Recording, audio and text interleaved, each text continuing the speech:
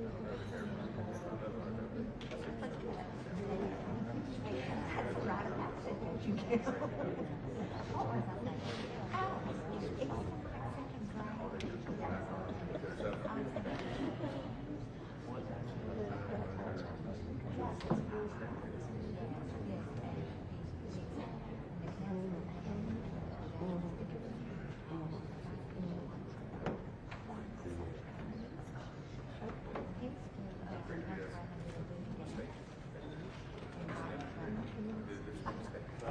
said, you know what, I ain't ready for second grade yet.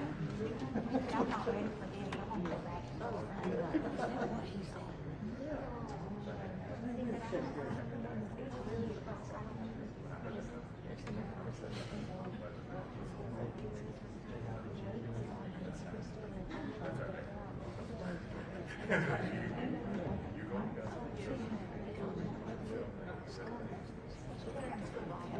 I don't believe it on one day. I think it's on one.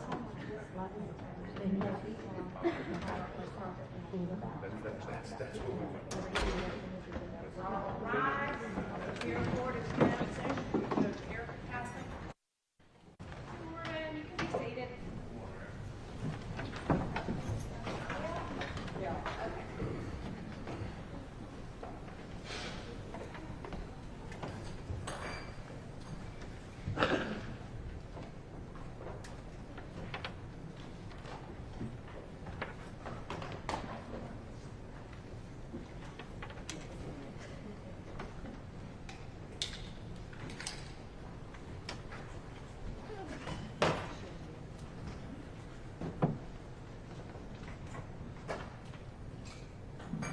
Now that I got my microphone, I'll say good morning again. Everybody ready to get started this morning? All right, I know that we were with Mr. Stone's. Okay, and because he was, there he is. He can go ahead. Mr. Stone, you can go ahead and come on up and take the witness box. That's fine. We'll get you seated before we get the jury in here.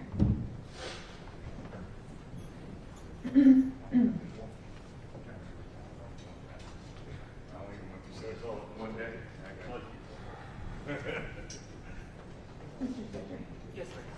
We've got a couple bottles.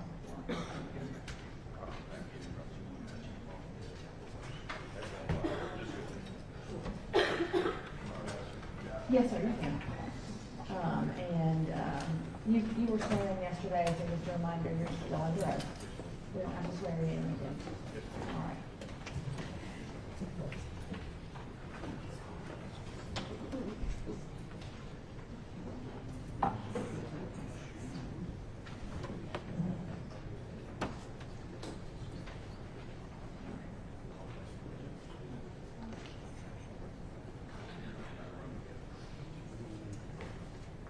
I know it's the morning, so if you need a minute to get organized, just let me know. Otherwise, we can get started.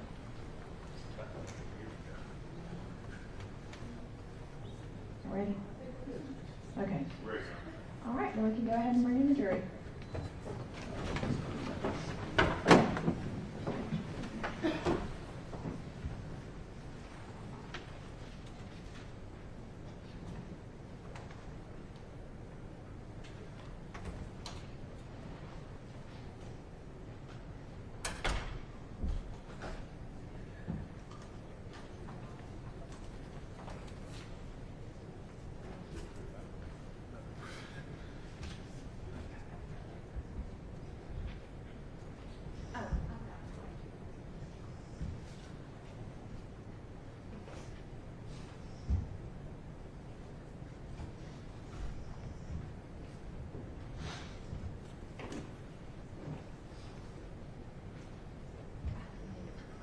All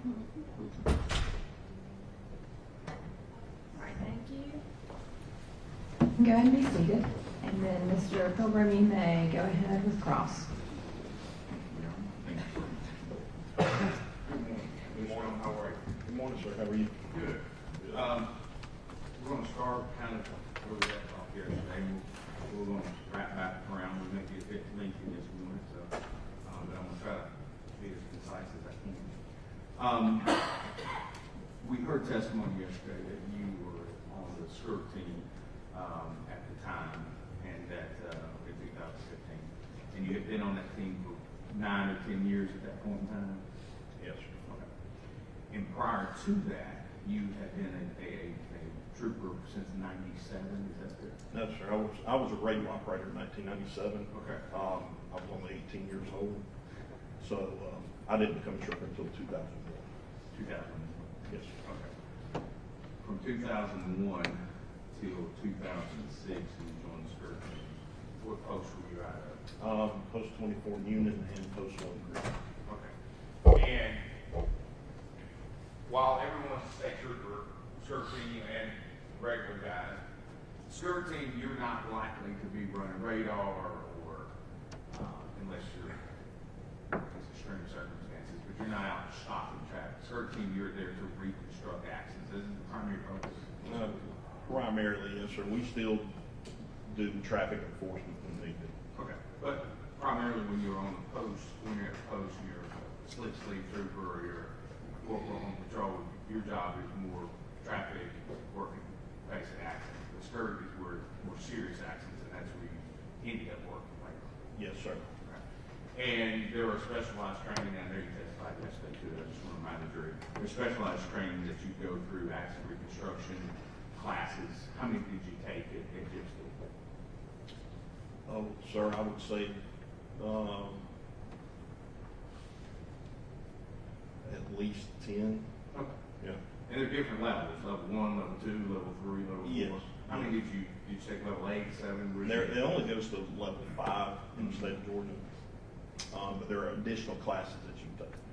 And those include physics and friction and those sort of things, correct? Correct. Okay. And so while they're not what you might expect at mandate, it's almost like you'd expect at a college math. Is that fair?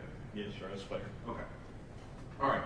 Now I'm going to kind of back you up a little bit. Now you testified yesterday that you had worked over 1,000 crashes. Was that as a skirt team member or as a total time in law enforcement? I would say total time from law enforcement until now. Sure. And like everything else, there are ebbs and flows in that. Sometimes you have, particularly in Newton and Griffin, 75 and 85 run, during the holidays, during Christmas, there's more likely to be more crashes. Is that fair? It's fair that holiday periods are usually busier. Yeah. And the more cars, the more likely you are to have collisions. Is that fair? Yes, sir. Okay. All right. Now, yesterday when you were testifying, you mentioned about your experience. I want to ask you, you also testified that you actually are a instructor or were an instructor at one point in time at GIPSTIC. So just for the jurors' re-education, you can tell them what GIPSTIC stands for? Georgia Public Safety Training Center. Okay. And that is the center where all law enforcement can receive training and class hours and required training at that location. Yes, sir. And anybody might want to know that you can actually see it. There's a water tower on 75, is there not, precise? Yes, sir. Okay. And you were down there for how long as an instructor? From 2017 until 2023, I believe. Okay. And what did you teach? Accident reconstruction investigation, and I taught some driver's training courses. Okay. And did you teach officers driver training? Did you teach public or both? I actually taught at the training center. I taught law enforcement. Yes. But I did teach part-time for Southern Crescent Technical College for driver's education. Okay. And that's what I was asking. Southern Crescent is where? In Griffin. Okay. And you don't have to tell us where you live in that general Griffin area? General area, yes, sir. All right. South of 285, north of Macon. Yes, sir. Okay. Yes. All right. So you have taught classes. Now, are you familiar with what is called in Georgia Joshua's Law? Yes, sir. Okay. Have you taught Joshua's Law? I have. Okay. I'm going to show you what's marked. We're going to call this.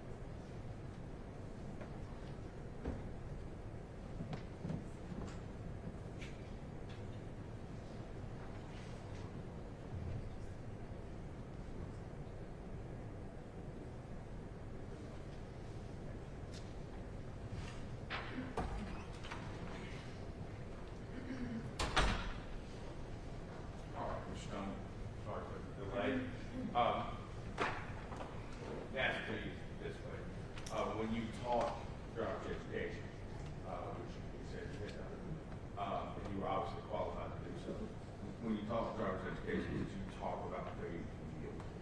Yes, sir. And in these thousands of crashes that you have worked, have you ever worked a crash that involves someone failing to yield across what we'll call a major intersection, a major thoroughfare? Yes, sir. Someone making a left-hand turn in front of somebody? Yes, sir. So when we're talking about this accident, and you know as well as anyone, it involved a left-hand turn and a car going straight up 27. Is that fair? Yes, sir. Okay. And in those particular accidents, you have, I'm assuming, investigated other ones similar to this. Is that right? Yes, sir. Okay. Now, if you would, as an expert, can you explain to the jury and of course what a responsibility of a driver making a left-hand turn would be with there be no traffic control device? Could you explain what that would be in your understanding? To yield oncoming traffic. And what does that mean to you? What does the term yield mean to you as an expert? Means not to go until it is clear to do so. Okay. To avoid a collision. Okay, thank you. Now, I want to talk to you a little bit about the scene that day. What time did you get there? I don't recall the exact time. I'm sure in our report, the skirt report, it has time that I arrived, but it was, I would say it would probably be after midnight. Okay. So then the next day I thought. No, that's fine. So it would have rolled over technically to the 27th, is that correct? Yes, sir. Do you recall the weather what was going on outside? It was raining. Okay. All right. And we have seen some photographs introduced in this case where there's literally rain on the, I guess, the lens. Do you remember how much rain it was? Do you recall anything other than rain? I mean, I drove from time lived in Griffin area of 75 to 85 to 20. Yeah. And I recall it raining. Fair enough. Now, I want to go a little bit into your calculations, okay? But before we do that, I want to show you some photographs that were introduced previously, and I want you to give me your opinion.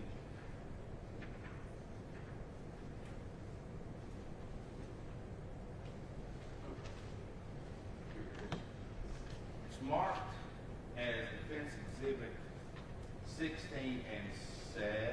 I want you to look at these and see if you recognize they've already been entered, but I want you to look at them. Yes, sir. Do you recognize those? Yes, sir. I don't know that I took photographs. Okay. But do you recognize them? Yes, sir. Okay. And in recognizing them, were they part of the skirt team investigation? I cannot say 100%, but I'd say yes, they were part of the investigation. I don't know if they were part of the case file. I assume they were. Yes. Understood. Okay. And if you would, in 16 and 17, can you tell me what it is you think you see? Photograph 16 is a picture of the right passenger door of the Nissan, and it is open. And then 17 is a closer photograph of the door panel area to the right front passenger. Okay.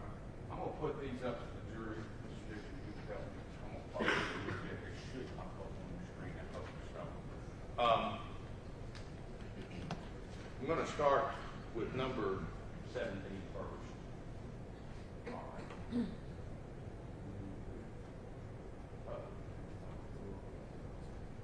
All right.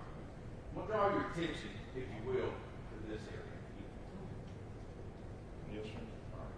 Now, is it fair to say that that area looks like it has been altered? It's not aligned. It looks it's bowed out. Is that fair? Yes, sir. It's bowed out. Okay. And then I'm going to show you what number 16 is. We see the same bowing area here, right? Yes. Okay. Now, you can turn back on the screen. Thank you. Now, we see this evidence there. We also see biological there appears to be some sort of blood. To your knowledge, was that blood ever tested? No, sir, not to my knowledge. Was it ever collected? No, sir. Okay. Not to my knowledge. So whose blood that is, as we sit here today, we don't know, right? No. Okay. Now, you're an accident reconstructionist, and you're an expert in that area. Are there certain things such as loading that you look for inside of the vehicle? Depending on the crash, yes. Okay. Did you look for loading in this case? No, sir, not at first. Okay. At some point in time during the course of investigation or thereafter, did you begin to investigate the idea of loading? Yes. All right. If you would, please tell the jury what you would consider loading or the term loading to mean. The term loading, as Ms. Pilgrim's using, is essentially the weight of an object being pressed against another, deforming one of the objects. Meaning, easiest way I can put it is, if I lean against a object, the more I lean, the more force is being applied, thus it will deform that object. Is it fair to say in actual reconstruction that if someone is thrown from the back seat to the front seat, you would see loading on one of the two front seats, so if it were bench seat or bucket seat? Would you see that loading? It's possible. Okay. We did not see that here, did we? No, sir. Now, at some point in time, you developed a theory about which window Miss Lindsay went out of. If you would tell us what that theory was. It's possible that Miss Lindsay went out the right front passenger window. Okay. Not the rear window, but the right front passenger, where Mr. Pinkett was sitting. Yes. And so we don't see evidence or biological evidence to suggest that she was in the back seat because we don't have any evidence about blood evidence anywhere, fair? Correct. Okay. So there's a possibility that Mrs. Lindsay would have gone out the front, off the front side, that passenger side window.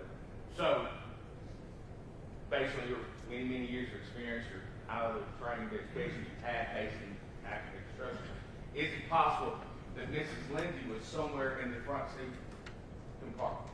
It is possible. Okay. Okay. All right. Now I want to talk a little bit more about this Nissan. You were present, and maybe you weren't. I think you were when the vehicle one was inspected. Is that fair? To be quite honest with you, I don't recall if I was or not. Okay. It's been a while. Was it part of your investigation for the overall investigation of this accident? Is that fair? Sergeant Barrow, Chad Barrow, at the time was the lead investigator Yes. in the crash, so he compiled the report. Okay. I may have been present, and if I was, it would be in the report. Okay. Well, let me ask you this. Do you recall what size motor was in that Nissan? No, sir, I don't. Okay. I'm going to show you.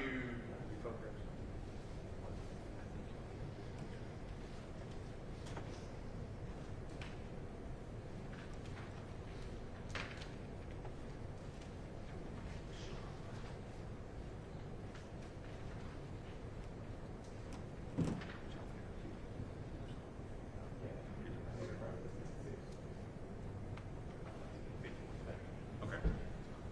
May I show you what's marked as State Exhibit 51, which has already been tendered and it's in this binder. If you look at that, it's sleek. Does that help you know what size motor this vehicle had in it?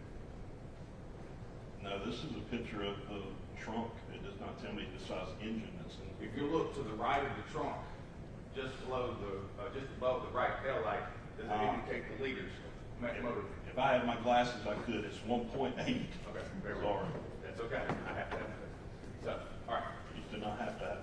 Me either. So, 1.8 liter. Now, in your experience in actual construction, you do have to know something about motor vehicle performance, do you not? Yes, sir.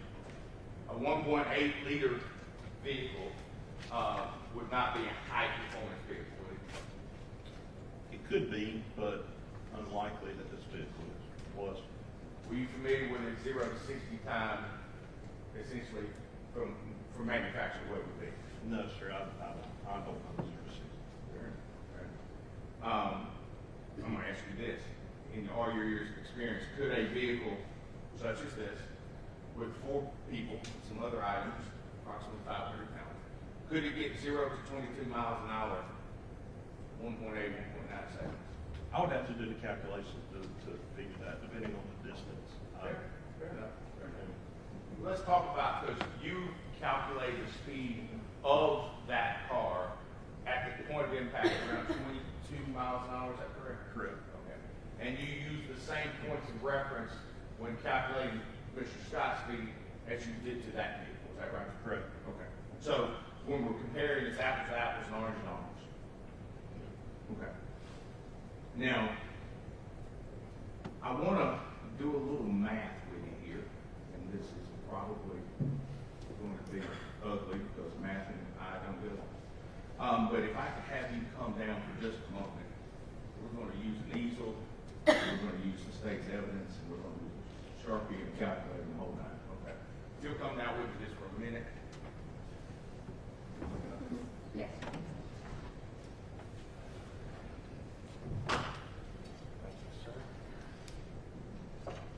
Okay. I'm going to ask you a question just a little different. And if it's not close enough, ladies and gentlemen, just raise your hand and let me know and I can get close. Can y'all see? Okay. Yesterday you testified when the state was on the record about what all these mean.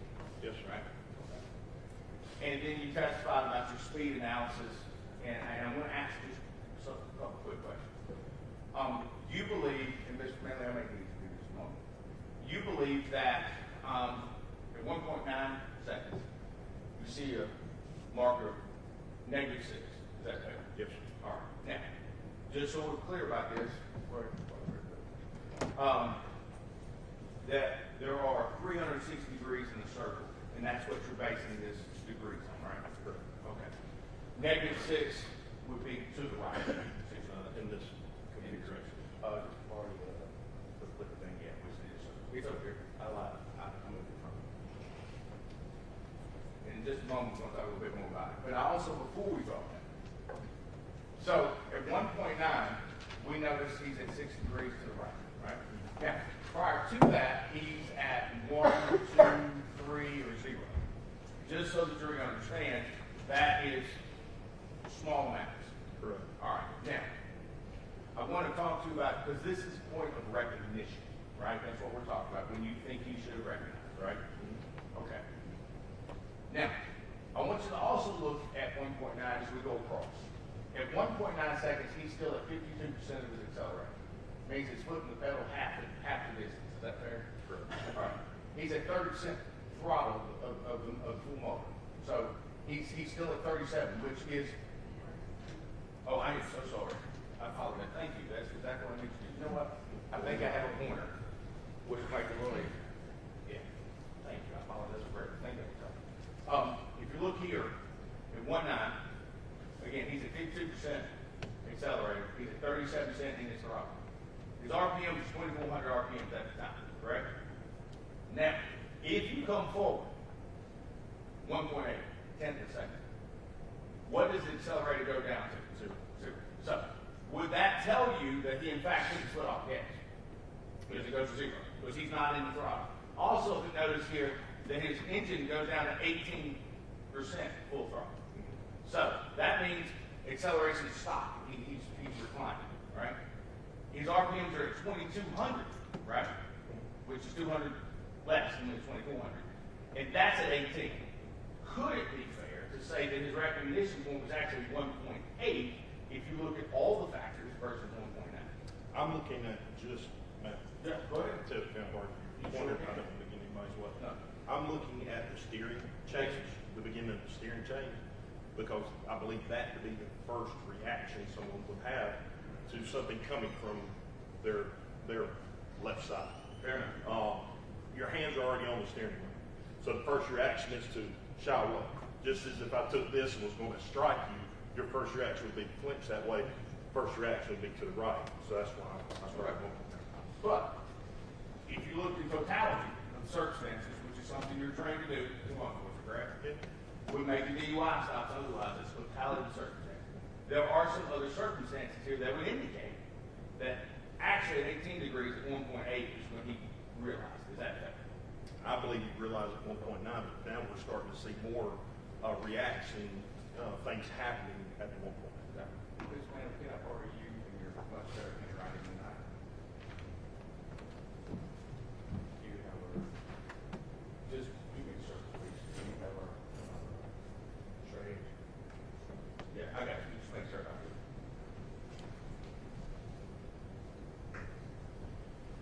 Justin, ladies and gentlemen, jury, you will like hers and let her. Okay. If you would, and if you agree with this, Mr. Stone, the top of this would be, would you call that 0? Yes, sir. Okay. And probably the best way to do this, and this is to simulate a steering wheel. Is that a fair representation? Yes. Okay. If you would, put a line straight through and straight down. Bisected both of the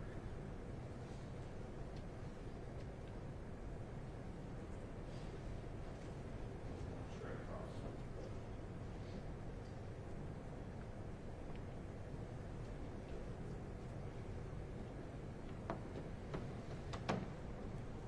Okay. Now, this would be -90. Is that fair? Yes. Straight. If you put -90. Now, can I stop you for Sure. a steering wheel will turn more than one revolution. It will. Okay, before the wheels lock left or right. Yes, sir. Normal vehicles I know will turn about 2.5 rotations before the tire gets locked. Yeah. Where the percentages of the turning in that back in the CDR, I am not 100% sure that is going to indicate 360 is just one rotation. If that makes sense. I understand, but the number that you used was -6, Yeah. -18, and so on. All right, so if you'll do me a favor, will you bisect that in half? Cut that pie in half for me. So theoretically, if you cut this pie in half, you're at 45 degrees. Is that fair? Half an hour. All right. And then cut that pie in half for me, if you will, as well.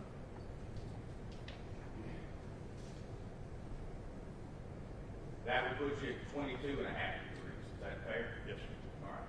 And if you cut that in half, gets you to 11.25, correct? Yes, sir. All right.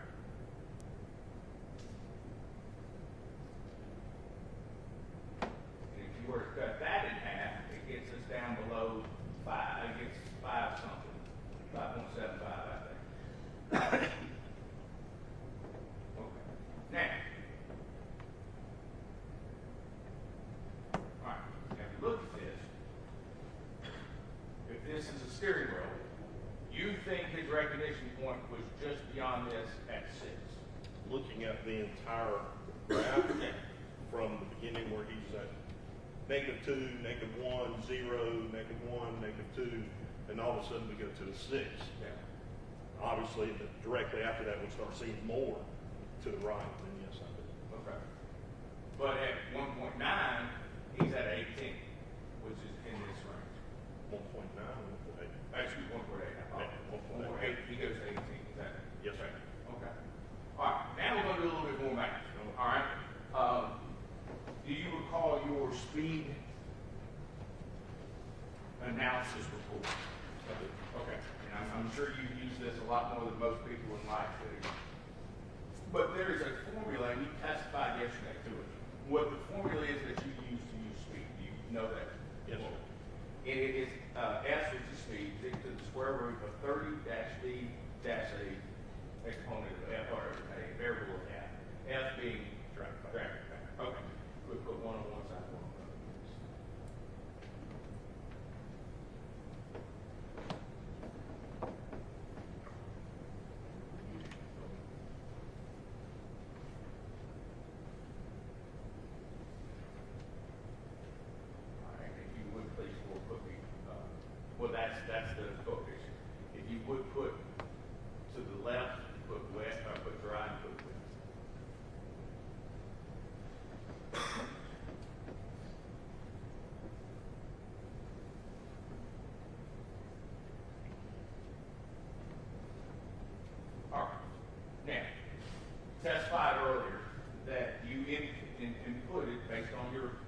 frames per second, we're not gonna go all the way through that today, but the frames per second, you figured out how far it was going per second, and that got your velocity, and we ended up with the distance value, that's the D, right? And the distance value you had was 156.170, is that correct? All right, we'll start that part of the calculation.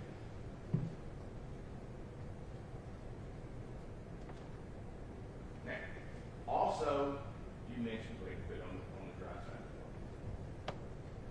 Now, just so that you're understanding, this portion of the equation doesn't change whether it's wet or dry, correct? Correct. What changes whether it's wet or dry is this last variable that we're going to put in parentheses. That's correct. All right. If it is wet, excuse me, if it is dry, I apologize. It is 0.80. Is that fair? I believe it's is it 0.80? Okay, yes, sir. Okay. That's what the SAE paper said, the maximum. And that's where you got that from the SAT paper. Yes, sir. We talked about the administrative testifier. Now, if it is wet, you can review this if you wish. Yeah. Yep. 145. Okay. 145. Now, those numbers, if you look at them, if you do dry, speed equals 61.22 miles per hour, based on your math, correct? Yes. All right.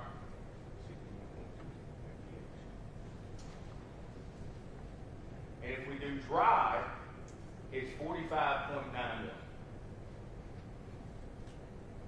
45.9. Now, these are just numbers on the page, and you can help us see. These numbers mean that this is the speed that, regardless of, in this case, it's Trooper Scott, but his vehicle would have been traveling this amount to stop before the collision. Is that fair? What these mean is, I'll start up here. Yeah. 45 mile per hour, that if a car skidded 156 feet on a surface that has a 0.45 coefficient of friction or drag factor, he would be going 45 miles per hour. Since Trooper Scott only had 156 feet to stop, then if he's going 55 miles per hour with that drag factor, he could stop. Yeah. Does that make sense? So this is the amount that if it were wet or if it were dry. Correct. So on this one, if it is a dry surface of 0.80, then he could go a maximum of 61 miles per hour. Thus going 55, he could have stopped. Okay. All right. Now, we've heard testimony. You testified it was raining that day. Correct. Okay. And we do. I don't think anybody would confuse or challenge us that it was not dry that night. I would say. Okay. And this wet would be probably standing water. Is that fair? And that's the question here. Is the SAE paper does not quantify how much water is on the road. So all I can say is how much wet or not. All right. How about we do this? I'm going to ask you as expert, we can go a little bit deeper. We split the difference between 4.5 and 8.0 is 35, right? Yeah. At 30, 35 plus 5 is 80, 35, right? Okay, you're adding both together. If you take 80 minus 45, Okay. 35. You split that in half, is what? 17.5. Okay. All right. If you take 17.5, and let's take, we make the drag coefficient 0.625. You got 17.5 vehicles. Did you ever do that? No. Okay, let's do that. Okay. 0.625, which is right down the middle.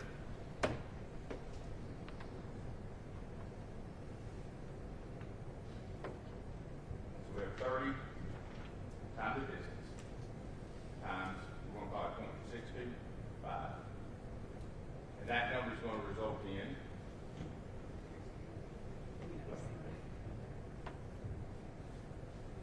thank you, Steve Jobs, for your effort.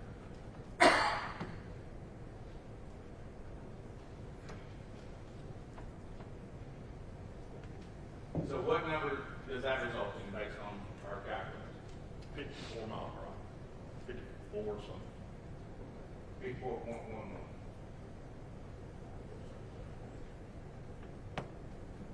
So, if we split the difference between wet and dry, which I think we agreed was, at 54 miles an hour, 54.11 miles an hour, Mr. Scott's vehicle would have still struck At 54 mile per hour. So what this is saying, if in a hypothetical, if a vehicle slammed on brakes and skidded for 156 feet on a surface that has a value of 0.625 drag factor, then he would be going 54 mile per hour. So applying this to Mr. Scott's case, if he's going 54 mile per hour or 54.11 mile per hour, he would stop prior to the crash. If he's going 55, but Thank you very much. Thank you, Mr. Middleton, your assistance in that. Now, I want to go back just a little bit, if I can, about, because of your experience, your teaching, and being a trooper as long as you've been, the thousands of accidents you were. I want to talk a little bit about failure to yield.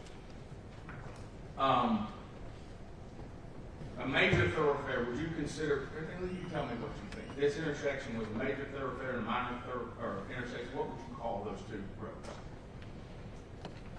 wait, define that as a major. Well, which one would be the major thoroughfare, US 27 or the left-hand side? Highway 27. Okay. And what would you refer to the turn area as? Out the middle turn, just a center turn lane are divided in a division in the median. Okay. And in your many years as an officer and as investigator in crash reconstructions, just so we're clear, as far as duty to yield, the duty to yield falls on the vehicle making the left-hand turn, correct? Yes. The duty to come to a stop prior to the accident, we talked about it, but there is no duty to yield on the throughway traffic, is there? No, sir. If you do not, if you have the right way, you do not. And in this case, Highway 27 northbound would in fact, short of a traffic light or patrol lights or something along that was in this circumstance, this situation, the through traffic on 27 would have the right of way, correct? Correct. In this case, Mr. Scott's would. Yes.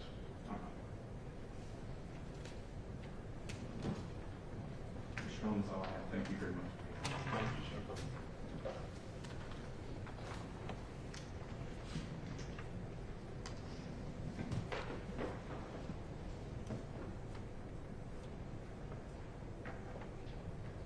All right, this morning. Good, man. How are you? I'm all right. I'm all right. All right, listen. So, I know that was a lot of fun math. But you indicated that you don't actually know what the drag factor was, correct? No, ma'am, I did not. Okay. So, to be honest, that is speculation. All right.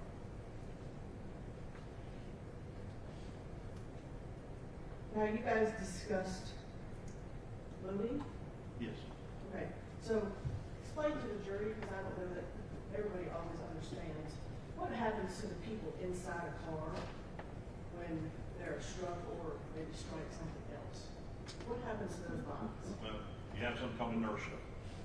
When I taught crash reconstruction courses to officers, I explained inertia in a car as, I'm an older person. I remember the days my dad had a Toyota pickup truck that had vinyl seats, and he would armor all.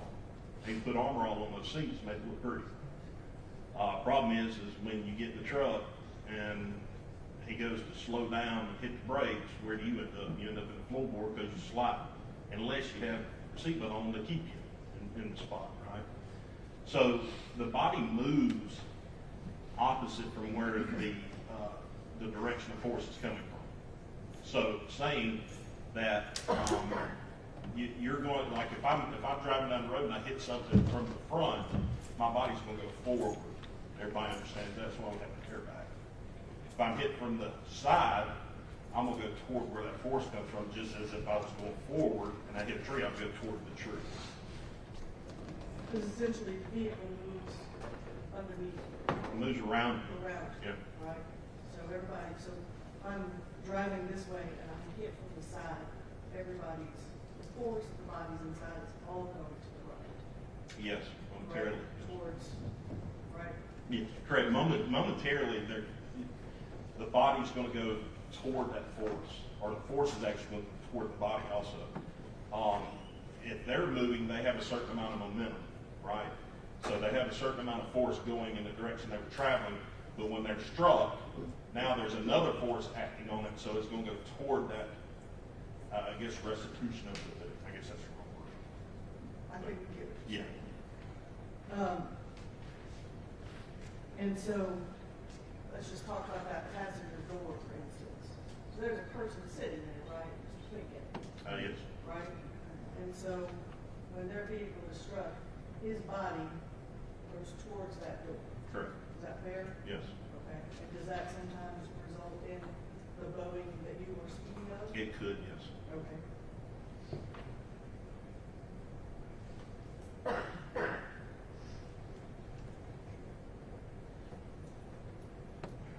And let me go back to something that somebody mentioned earlier.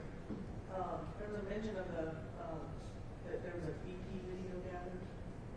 Have you actually watched that BP video? I actually, I saw it, I'm sure I saw it at the time of the collision, or time of the investigation. I did briefly see it yesterday. Okay. Is there anything you saw? I mean, you can't really see much. It's dark. I never, in fact, yesterday, never saw the actual collision. Couldn't find it. I tend to remember that you can see some lights flashing, and we assume that's the Nissan rotating, the headlights rotating. But other When than you that, watched it most recently, though, you didn't see anything? no. In fact, yesterday when they couldn't find the crash on it, so the camera just wasn't in the right angle to really catch it. Fair enough.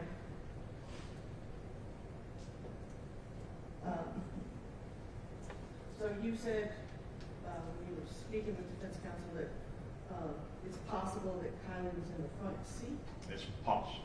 My front seat, middle area, when say front seat, kind of, it's possible leaning forward up in that area in the middle hump or armrest. Okay. And originally, in the report, it indicates that she was ejected from one of the rear windows. Okay. That might have been the original report. Okay. So when did this new theory come about?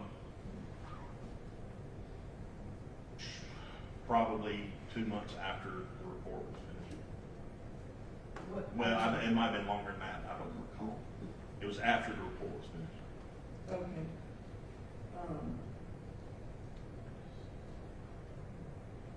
Maybe about 2019, maybe? Yes. Okay. Okay. Now, we also discussed that you were a driving instructor. Yes, ma'am. Right. In those classes that you teach, especially for the operation of an emergency vehicle, what do you teach when, I guess, what is it that you teach officers to do when they're confronted with some sort of surprise on the roadway? Avoid it. Fair enough. I know, it was a bad question. I'm sorry, I'm trying to figure out how to. All right, I'm driving down the road, right? Someone pulls in front of me. Where are you teaching me to steer? Yeah, we teach you should go where the threat came from. Okay. So in this account, we're taught that if a vehicle is approaching from our left going to our right, that we steer behind the vehicle. Of course, that is a written, theory. Kind of, it's sometimes hard to put into practice when actually driving. Sure, but you also, officers also have hours of actual driving training, correct? Correct, but again, hard to put into practice. Understood. I'm saying that from my personal experience. Sure. And it would be fair to say, though, that the faster you go, the less time you have to make those choices, Correct. correct?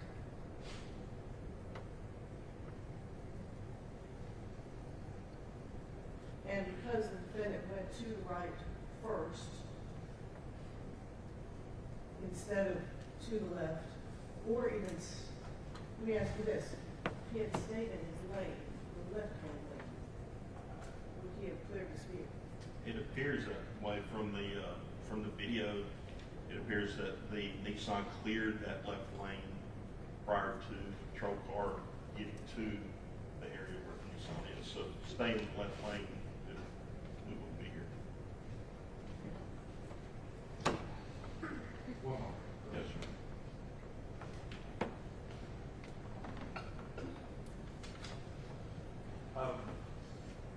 I did want to ask you, as the course of your investigation, was, and you tell me if you know this, if you don't, that's fine, was Officer Scott ever had his blood or urine? I do not know that. That was not, I believe there was some command level troopers there. I believe they were handling that. In all your years of a trooper, have you ever had an accident control car? Yes, sir. Where your blood or urine, depending on what year it was that tested afterwards or something? No, sir. Okay. Never was. And so you had an accident control car. Yes, sir. Is it fair to say that majority, not almost all law enforcement officers after a dozen years or so probably had one record in a patrol car? I mean, I would be guessing, but I can say from my experience, yes. So the fact that a law enforcement vehicle is on the road doesn't make it immune from being involved in a collision, is that fair? That's true. And you testified just recently that if Mr. Scott's vehicle had stayed in the left-hand lane, there would not have been a collision, correct? Is that yes? Yes, sir. Yeah, I'm sorry. I'm going to ask you that question. If the Nissan Altima had stopped immediately and not come into the road, there would have been a collision. That's correct. If the Nissan Altima had stopped when its nose was in the first lane and not come to the right, might not have been a collision either, right? The nose was in the, I'm sorry. We'll call it the left-hand lane. When Mr. Scott went right, if they had stopped and he continued right, he might have missed them there too, right? Correct. Okay, but that didn't happen. No, sir. The vehicle continued on through the intersection and did not come to a stop until it was struck. Correct. Thank you, sir.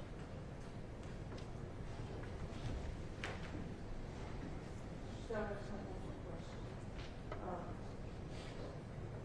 We saw on the dash, or one of the dash cam videos that fire EMS used the jaws of life on the vehicle at some point. On the Nissan? On the Nissan, on that passenger side. Very possible. I was not there when that was. No, I didn't mean for you to know the answer to that. Oh, okay. You've already seen that in evidence. I'm sorry. Is that something that would also have an impact on the structure of those doors? Yes, but usually it's pretty evident when they use jaws of life where they used it at. Okay. Thank you. Just follow up on that, I'm sorry, I'll make this very quick. When you use the jaws of life, aren't they generally used in your experience? Either A pillar, B pillar, and they're attempting to actually spread the door open to get someone out. And I've never been a fireman. I've never done that. I've seen it done, but from what I've seen is usually it's done around the B pillar, and if that's what they call spreader. The jaws of life actually cuts metal, and usually that's done around what they call the nader bolt, which is what holds the door closed. So, and just so we're clear with the jury, we're talking about the A pillar, B pillar. A pillar is the pillar in front of either passenger or driver, between them and the windshield to the right. the way I explain it is the post that holds the roof up. So it goes from the hood all the way to that's the A pillar. B pillar would be right next to your shoulder where your seatbelt comes out. C pillar, if you got an SUV, you may have D. Depends on the car. And you mentioned the bolt cut. The bolt cut is where the door hinges at the taxi frame. And I think it's called the neighbor bolt. Yes, that's where you can see it hanging out when you open up the door. That's where the latch to the door, when you shut it, it actually latches around.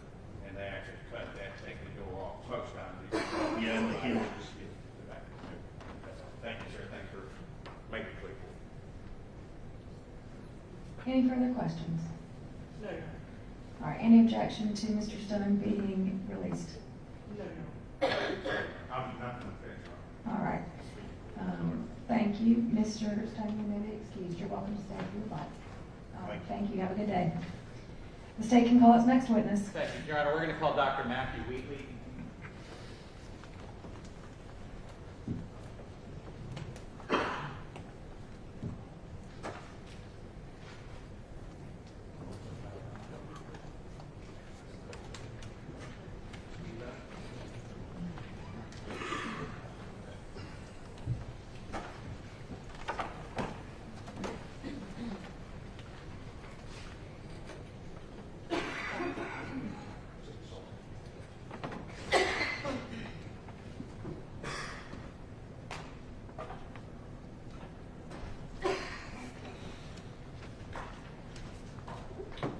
Dr. Wheatley, please raise your right hand.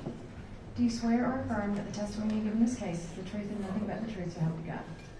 All right, thank you. You can lower your hand, and this microphone, you can bring it towards you. I think the last witness has it propped up. You might need that also. Feel free to adjust it, and then there's also, you can help yourself to the water if you need it. Good morning. Good morning. How are you? Doing all right. All right. I want to talk a little about it. Okay. All right. Introduce yourself to the jury, please. My name is Matthew Wheatley. I'm an emergency physician. I work at Grady Hospital in Atlanta. Thank you. Your Honor, I'm going to just go ahead and tender the state's 79 and 80 those from the medical records. This is stipulated to prior trial. No objection, 7980. are admitted, but Oh, certainly.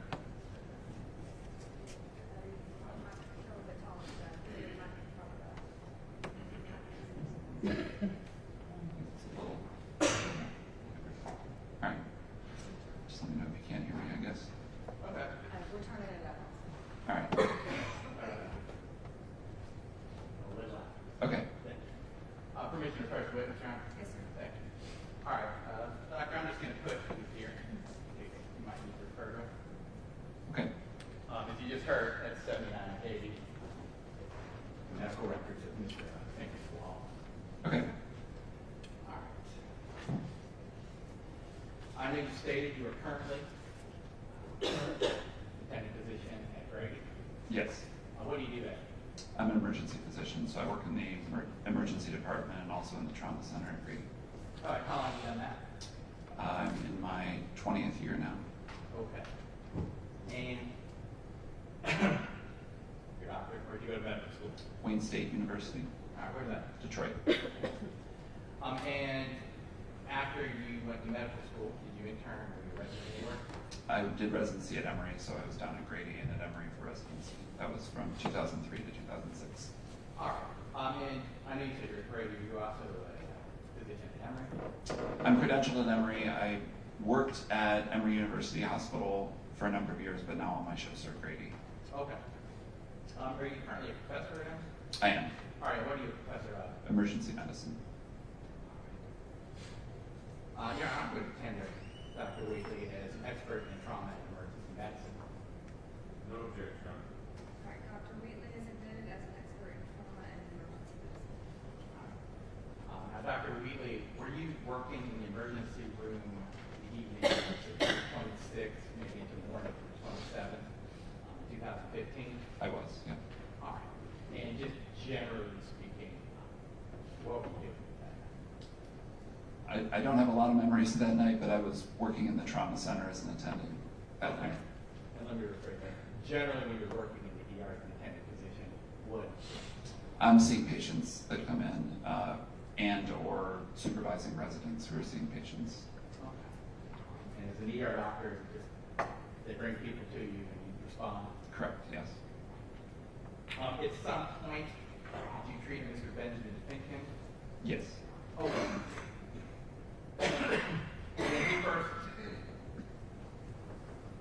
When he first arrived, what condition did you say he was in? I had a chance to review the records.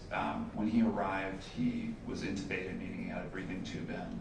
And I believe he came from a referring hospital, so he was taken initially to another hospital. So they performed the intubation there and transported him to us. So when he arrived, he had the breathing tube in. Okay, so kind of a handoff. Yes. Is that unusual No, not unusual at all. Typically, EMS crews will take patients to the closest available hospital, especially if they're critically ill or injured. They will stabilize them and then transfer them to us. We're a level 1 trauma center, so we accept all traumas from around the state. Okay. And let's just briefly talk about that. It's a level 1 trauma center. Yes. What differentiation would there be from, say, level 2 trauma center, et cetera? It has to do with the number of specialists that are available and if they're available around the clock, and the ability to provide comprehensive care for trauma patients. So, you know, Grady has a full range of specialists, including hand and face surgeons and neurosurgeons, et cetera. Okay. And so you stated that Mr. Finken was intubated and sedated. Did you attend to him? Yes, yes. And what were you able to determine? When they come in, we basically do a head-to-toe examination. We look at things like vital signs. Obviously, he had records from the sending facility, so we're able to look through their records. And then we work with the trauma surgery service to determine what further tests need to be done and then what needs to happen. So based on my records, he was sedated and intubated, so there was some concern for a head injury. I believe the sending facility had done a head CAT scan, which was negative, so I think we elected to repeat that just to make sure there was no bleeding in the brain or anything like that, and we got our neurosurgeons involved. So I think initially when he came in, our goal was mostly to stabilize him, make sure he was stable, and then involve various consultants to kind of dictate care from there. At some point, were you able to determine that he had TBI? That was a suspicion I had. I mean, I only saw him in the emergency department phase of care, and so I think that was one of his final diagnoses. Okay, and what is TBI? So TBI is kind of a broad term for essentially a head injury, so it means traumatic brain injury. So it can go from a very kind of simple minor concussion to very severe brain injuries involving intracranial bleeding and can lead to a lot of disability down the road. But it's kind of a broad description, and you can get more specific than that. All right. So specifically regarding Mr. Finken, were you able to determine whether or not he had temporal bone fractures? I believe we did a head CAT scan, which showed that. Do you recall both right and left side? I'd have to review my notes for that. Would it assist you in reviewing it? Yes. Your Honor, if I ask the witness to take a minute, review his records. Sorry. Objection. Oh, no, you're right. That's a lot.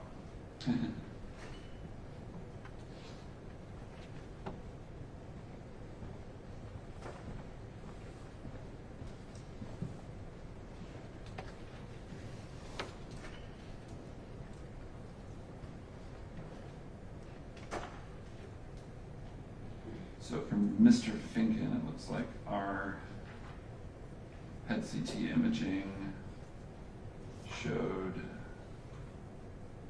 questionable tiny punctate interparenchymal hematoma within the posterior lateral right temporal lobe with mild surrounding edema, and then a possible smear subdural hematoma, and then questionable trace retrolisthesis of C6 over C7, and then another finding in the cervical spine here. So, All right. Now, I guess just pretend you're talking to somebody. yes, I'm sorry. Yes. In layman's terms. So Okay. what they found were two kinds of bleeding inside the skull, inside the brain. Okay. And then they talked about some irregularities in the cervical spine, although it didn't appear there were any fractures in the cervical spine. So you attended to Mr. Finken. Eventually, was he sent to ICU? Yes. Okay. Why would you send someone to ICU from the ER? Typically, or in this case? They're the ones that they have the nursing staffing to handle patients that are on the ventilator, that are intubated on the breathing machine. And You also had an opportunity to review Mr. Wall's medical records? Yes. All right, and what ultimately was he diagnosed with? You can start to, yeah. Okay.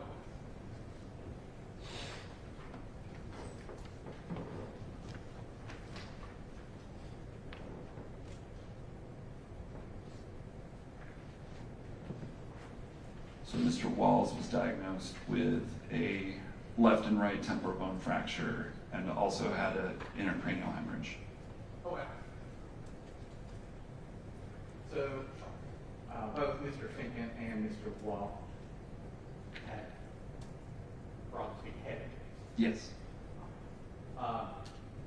As an expert, and I've been working in here for a while, I assume you've treated a lot of people who've been collisions, vehicle collisions? Yes. Okay. What kind of injuries typically do you expect from someone who's coming in from the vehicle?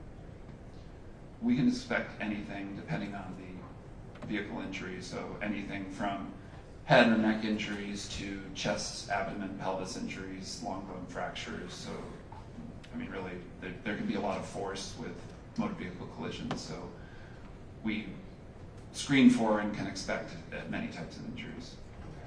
And specifically, the injuries that were observed, Mr. Finken and Mr. Wall, would those be consistent with injuries that you expect to see from a severe collision? Yes.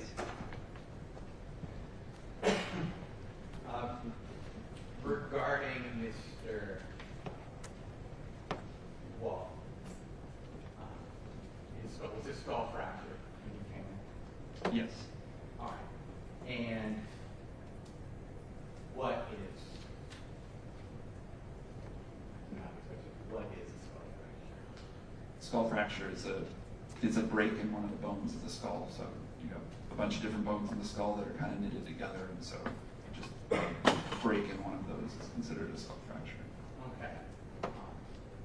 And as an ER doctor, how seriously do you have to treat someone who comes in with those kind of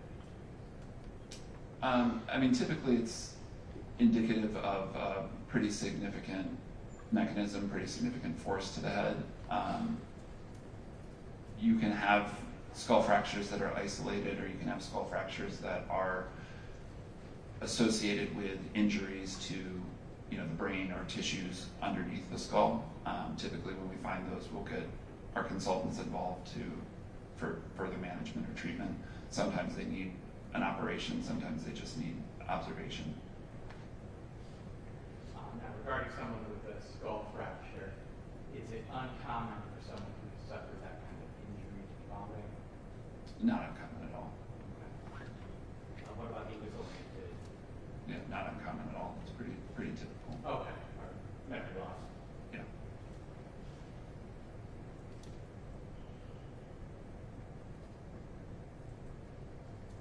So long-term,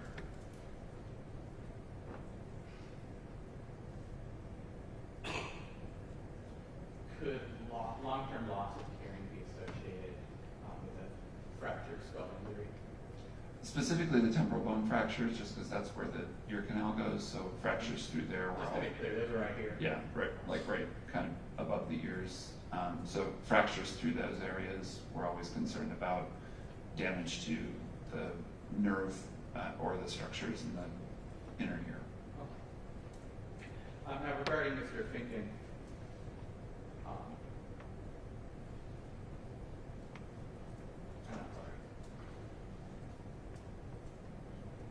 in traumatic brain injuries, kind of similar question. How serious is that kind of injury as an ER doctor? Is it something that you have to that question? When someone comes in and you determine they have a traumatic brain injury, how serious an injury is that? I think it really depends on how they're presenting. So patients that come in and report a head injury but are able to talk to you and walk around and do, follow commands and have a normal neurologic exam, strength and sensation. Sometimes those are important to note, and you can give them instructions. They don't necessarily need to stay in the hospital, but you can give them instructions that you may have some persistent headaches or confusion. You may need to go see a specialist that deals with traumatic brain injuries. Patients that come in that are confused or comatose or obtunded, obviously those are considered more serious, and those ones need kind of a longer period of observation or other tests, to determine the kind of extent and where they will need to go. So it's kind of a spectrum. They're all serious. Not even a kind of a minor concussion is still serious because it may affect the person, but it's really about how the patient presents and what they need in the moment. So when Mr. Sankey came in to the ERA, what did his condition indicate to you? His condition, because he was intubated, he had a moderate to severe brain injury. Is someone who has been in a collision, can that affect the behavior? Yes. Okay. Specifically, can that trigger fight or flight response? Yes. And just, if you could explain to the jury what we're talking about. Okay, they don't know. What is fight or flight? Fight or flight is just where, I guess, your sympathetic nervous system takes over, and you're either wanting to run away or kind of, don't want to be restrained on a board or anything like that. So it's not uncommon for someone to be taken back and followed. correct. Not uncommon.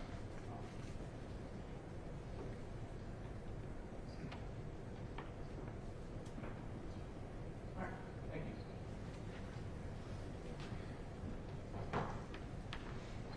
Good morning, Dr. Wheeler. Good morning. First of all, congratulations. Driving 20 years at Grady and Yes, sir. it's like dogs, 104 years. That is true. Now you also are you not a professor at Emory as well? Yes, sir. Okay. You're teaching other young doctors medicine. Yes, sir. Okay. I want to ask a few questions, and I want to have you reference, are we ready for that? All right, I'm going to use some technology, again, shocking and scary.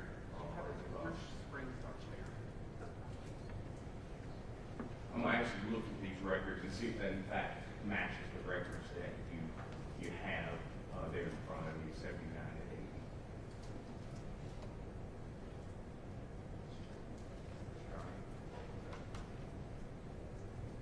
Sorry. Yeah, you were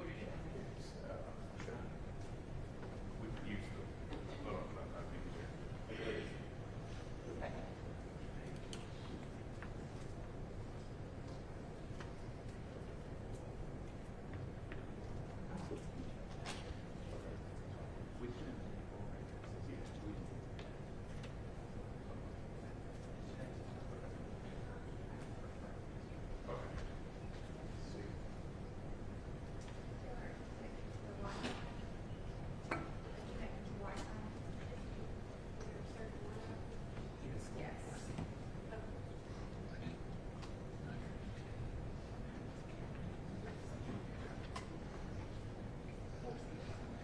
It's from their county as well.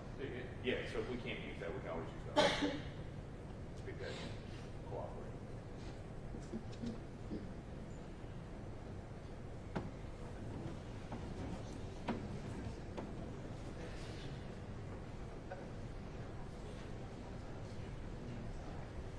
that gonna work, maybe? It's gonna work, we just switch it. Appreciate your. There we go. Are you recording? And it should show IUS. Okay. Thanks. Is it there? Not yet. I can share. Yes, I think it Oh, comes there we on go. first, yeah. So, it's published, I can share it. Yes, you can share. Okay. And just for what we are sharing is what's been marked as the fence, state exhibit 80. It would be the records from Grady Medical Center, Grady Hospital, for Mr. Dylan Wall. So can we get it up there? There we go. All right. If you would scroll, go.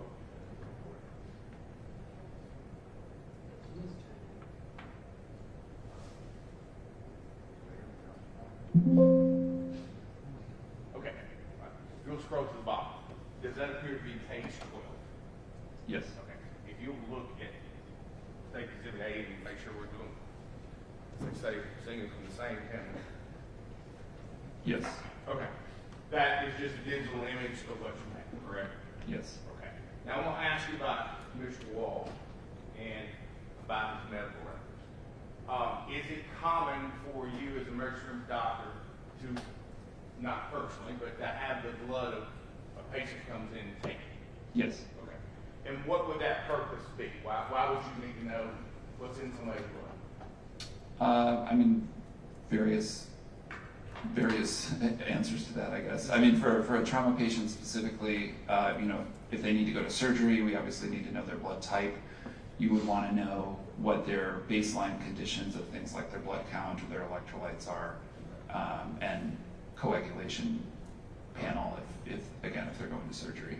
And also, isn't it true that as an emergency physician, you want to know what someone's blood is in it so that you don't give them something that might counteract that and make it worse or exacerbate the problem? That's a fair part of the equation, not completely. I don't know if you have a specific thing that you're... If someone came in and, I don't know, was having an opium, they had overdose on opium, or you wouldn't want to give them more opium. You want to give them something to negate it. Is that fair? Yeah, I mean, sometimes we'll treat those things kind of clinically. I know we're talking in hypotheticals, but sometimes we'll treat those without waiting on the blood test, but sometimes we'll get that stuff for confirmation of what we think, because, you know, we're not necessarily waiting. I'm sorry. Yes, it does help you. Yeah. All right. And when blood is drawn, and you're testified to the records here, and this being a Mr. Wall, when blood is drawn, I want to look at something here on page 12. If you noted, there's some information that is taken from him. Just above where it says lab, it says neuro.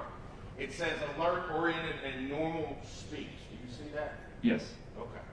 So what we talked about before about TBI and brain injury and unable to speak, remember, according to the records of Grady, it was alert-oriented and normal speech, based on these records. Based on that, right? Okay. And I know you didn't write it. I'm not saying this here. I would like you to look also for me at labs, and there's a collection time. Do you see a collection time there? Yes. 1:15 a.m. 1:15 a.m. Okay. And this accident we have established happened around 11:36 p.m. So we're talking about an hour and 45 minutes, give or take. Yes. Okay. Now I'm going to ask you about metabolism of alcohol. Being a physician and expert here today, can you tell the jury what would be likely the metabolism of alcohol in a healthy 18-year-old male, 170 pounds, would be without any other medical issues such as liver or kidney? What would metabolism rate be? Metabolism rate, I think, is between 15 to 25 milligrams per deciliter per hour. Okay. So you would expect in a BAC number to drop over time. Is that fair? In general. Okay. And also, would the pushing of saline or other liquids into the body also help lower that number? It doesn't generally. Okay.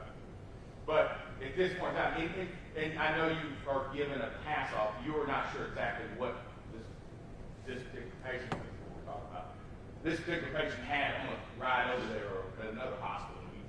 You don't know that at that point in time. In terms of what medications they were What given? they're given or how much they've been pushed. Generally, we get the records from a receiving facility, or we get the records from EMS. And if EMS is in the room, we'll ask them, did you give the patient anything en route? So that stuff's usually available to us, either in records or we'll ask them, because that is important. We need to know if they've been given medications.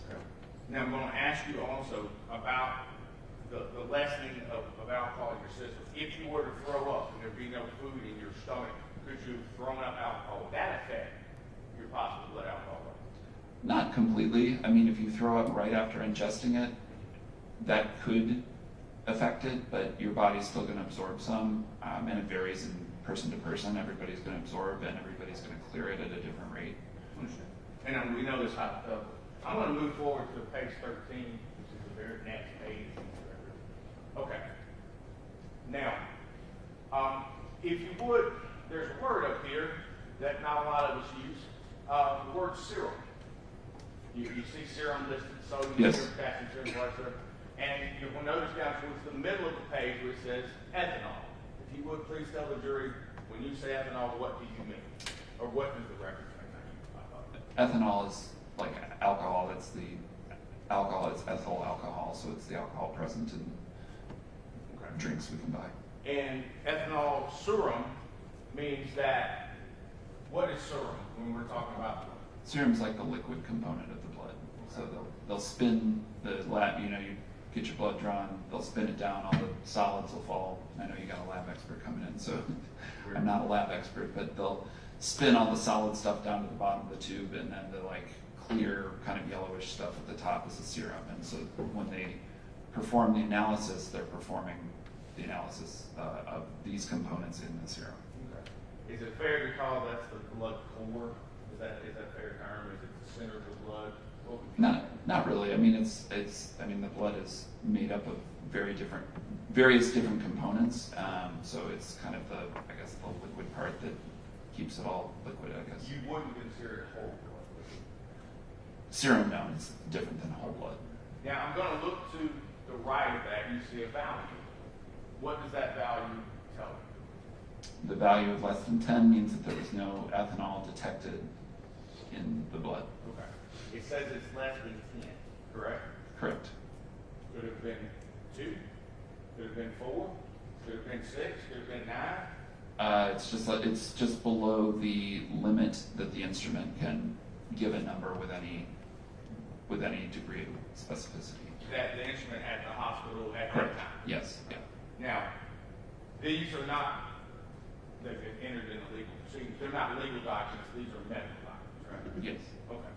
If you were to calculate BAC, if you know, do you know what 10 would equate to? Is it 0.10? Do you move the decimal 2 points to the Yeah, left? you move the decimal 2 points to the point. Okay, 2 points to the left. Yeah. So 0.10, what this says is that it's less than 0.10. Yes. Okay. And for a physician, that's all you need to know. Yes. Okay. That gives you the information that you need to proceed. Okay. But and since you agree with me, that 0.10 less than could be 0.02, 104, 108, 109. It's still less than 10. Yes. And just so we're clear, as a medical doctor, you're not in the business of collecting evidence for cases or legal cases. Remember, you're there to treat a patient, right? Correct. And do everything you can to help the patient. Yes. Thank you, Doctor. That's all I have. Thank you for being here.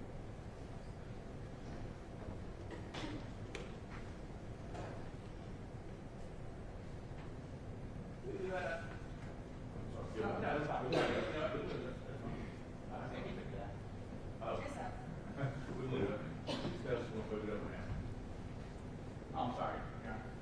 You're good, you go ahead. Okay. Dr. Weekly, this is less than 10 value we're seeing up there. Yes. I mean, let's just say you took anyone's blood, is that what you would see as a result? Yes. If you're going to take people who haven't had any alcohol in their system, you would see that result, or whatever the result of the lower limit of detection of the instrument. That's it? Yes. This is Mr. Walsh. Do you know if Mr. Finken is his blood tested? I believe it was. All right, do you remember what the result was? I believe it was also less than 10. Okay.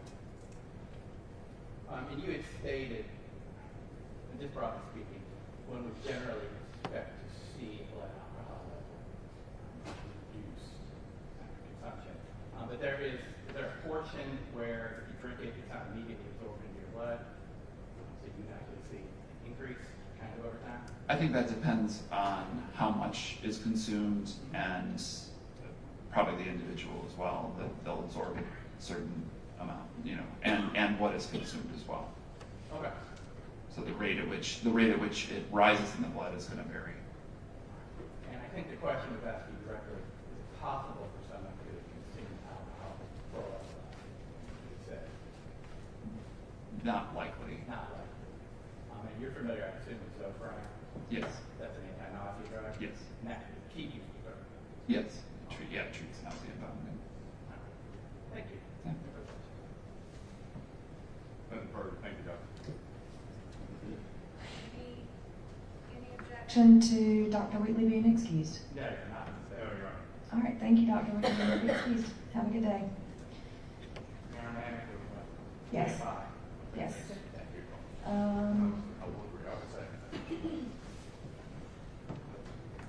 it is 10:32. Let's just take 10 minutes. 5 minutes goes a lot faster than you think when you're trying to get in and out of here and take a break. All right, so if the bailiff can take the jury, we'll come back at approximately 10:45.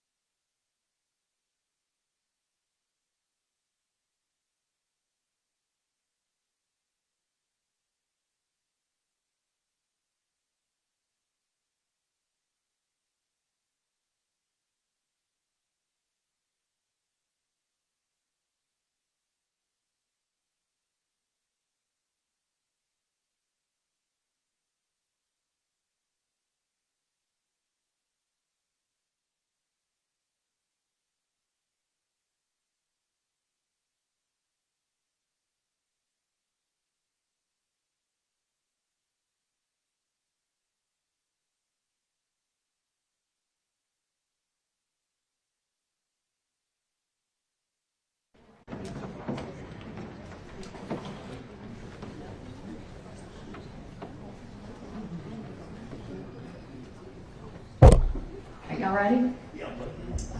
We can go ahead and bring in the jury.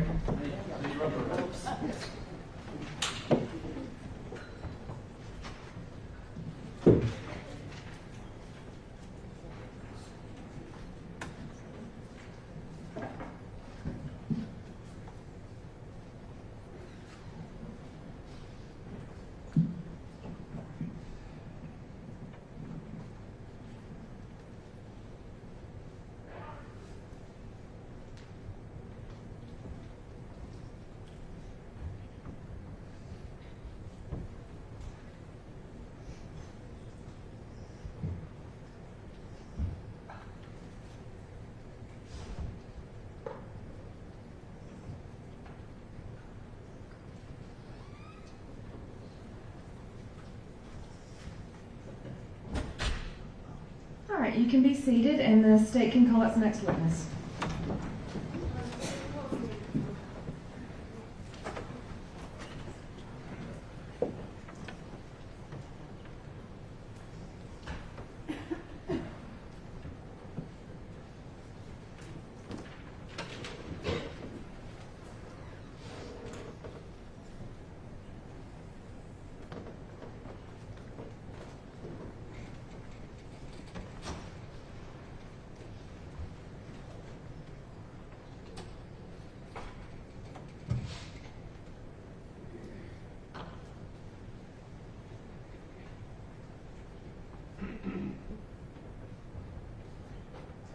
All right.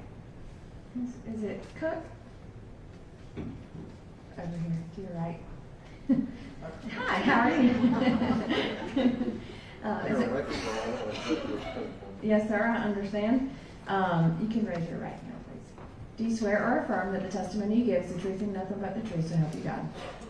All right, you may lower your hand, and I see you brought some water, but if you need more, there's some there for your convenience. Also, the microphone, you can pull it towards you. You can take it off of that book if you'd like, and bring it, there you go. I think that's gonna work. Okay. All right. Good morning. Good morning. How are you? All right. Would you please introduce yourself to the jurors? Yeah, I'm Dr. Dave Cook. I'm a PhD clinical chemist. And are you currently employed? I'm retired. Just retired in November. Congratulations. Thanks. Where did you retire from? Grady and Emory. Okay. So let me go back to where'd you go to medical school? I went to graduate school at Purdue University I got a PhD in analytical chemistry. And where did you go after that? I got a postdoctoral fellowship in clinical chemistry at Washington University in St. Louis. Okay. And then where? And my first job was at the University of Wisconsin in Madison, Wisconsin. I was there for 19 years. And what did you do there? I ended up directing the clinical chemistry laboratory in the hospital of the University of Wisconsin. Okay. Excuse me. And you said you were there for 19 years? Mm-hmm. And where did you go after that? Went to Merck Pharmaceutical Company in outside of Philadelphia. What did you do for them? They hired me to direct the clinical pathology laboratory for safety assessment. What did that mean? Merck is one of the big drug companies. They are serious about making sure that their drugs are safe, so we were charged with testing them in all sorts of different models, mostly animal models.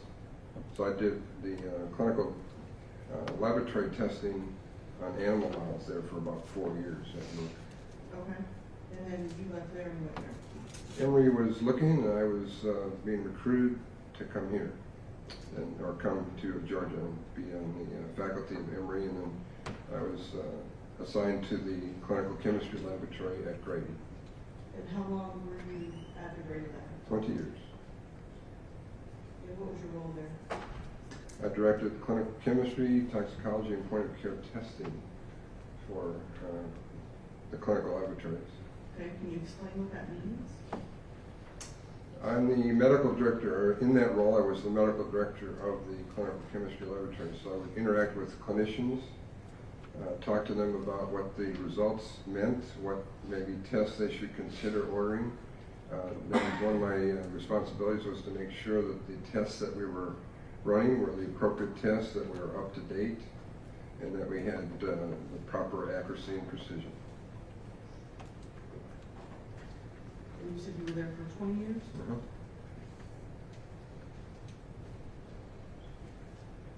During this time, I would tender Dr. Cook as an expert in clinical and analytical history. No objection.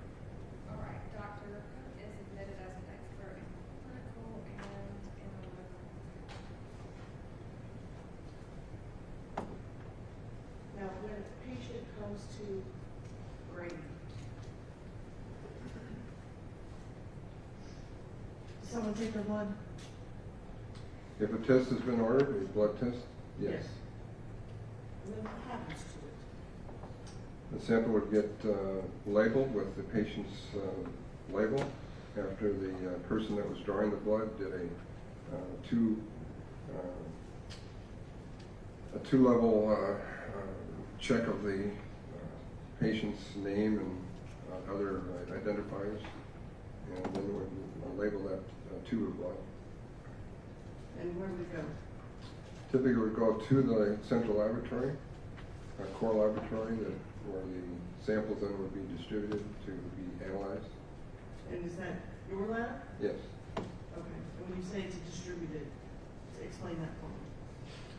Depends upon which sample is being ordered as to where it might go. But in the case of clinical chemistry, that's part of the core laboratory, which is where the central laboratory is located. And the samples first show up there at the core laboratory, and then they're handled properly and brought to the instrument that's going to do the analysis. Okay. Is all of it is located in the same place? For most of the clinical chemistry testing, yes. And what sort of things do you test for? We do about 180 analytes at Grady in the clinical chemistry section. This would be testing for muscle function, endocrine systems, heart, lungs, kidneys, liver, toxicology, and those kinds of things, blood gases. And why do you do all that testing? Because the physician deems it's going to help him or her with their assessment of the patient. Right, because it's important to know what's either in them or what's going on. Right. The laboratory tests give the doctors a objective picture of what's going on in the patient. When the doctors assess the patient, they're using basically subjective measures. They try to be as objective as they can. The laboratory results give them that increased objectivity. And so do you test for, say, drugs of abuse, like cocaine and methamphetamine? If the doctor orders them, yes. Okay, and how about alcohol? Yes.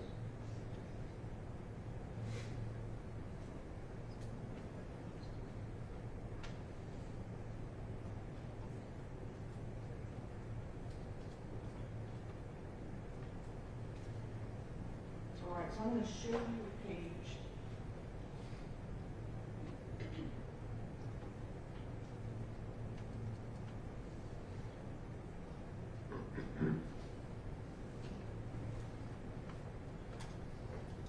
But what's already been marked as states 80, if you would rather see it here, I'm going to put it on the screens for everybody. If you'd rather look at the physical copy, I have that as well. These are medical records of Dylan Wall.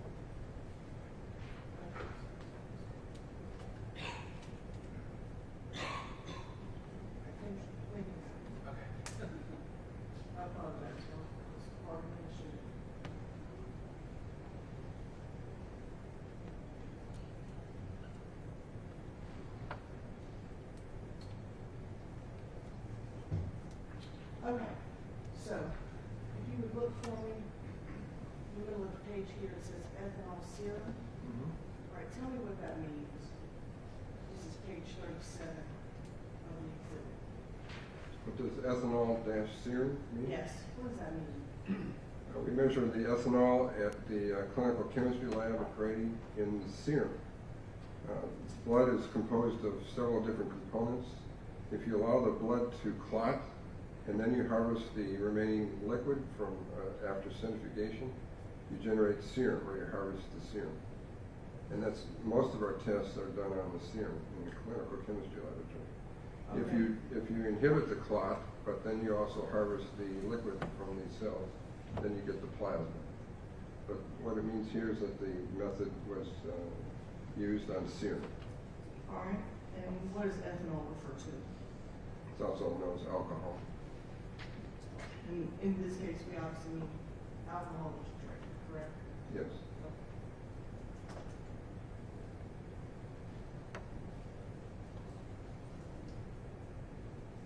In this section right here, refers to when it was collected.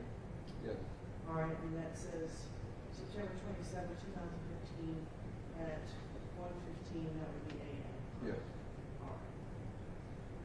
Now, I want you to walk me through this right here. The value that says less than 10. What does that mean? That's the limit of detection for our assay. If it's greater than that, we would report a number. If it's less than that, we just simply report less than 10. Okay, and it's less than 10 what? That is milligrams per deciliter.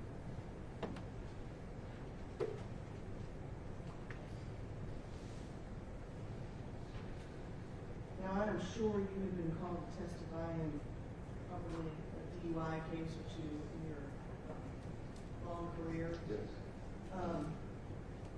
Tell me how this would relate to that, right? Y'all are aware the legal limit is .08, correct? And that's in milligrams per cent. So it would be milligrams per liter. Okay. And it's, or milligrams, no, grams per deciliter. Deciliter is 100 milliliters, so it's like a percent.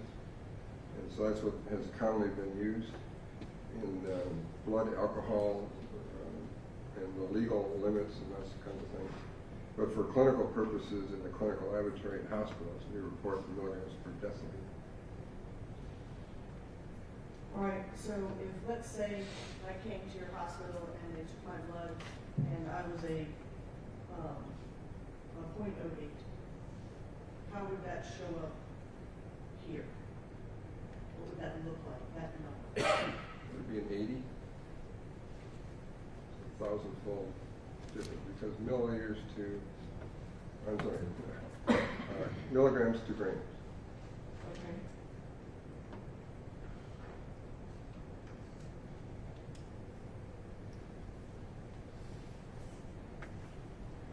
And so this being a 10, so let me back up. All right, so it would appear as an 8, right, for DUI purposes, right? Move that decimal place over, right?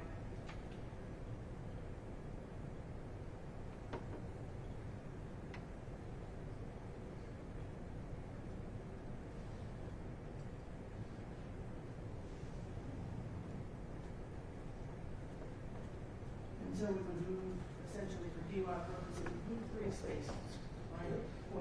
.08. Yes. 3 decimal places.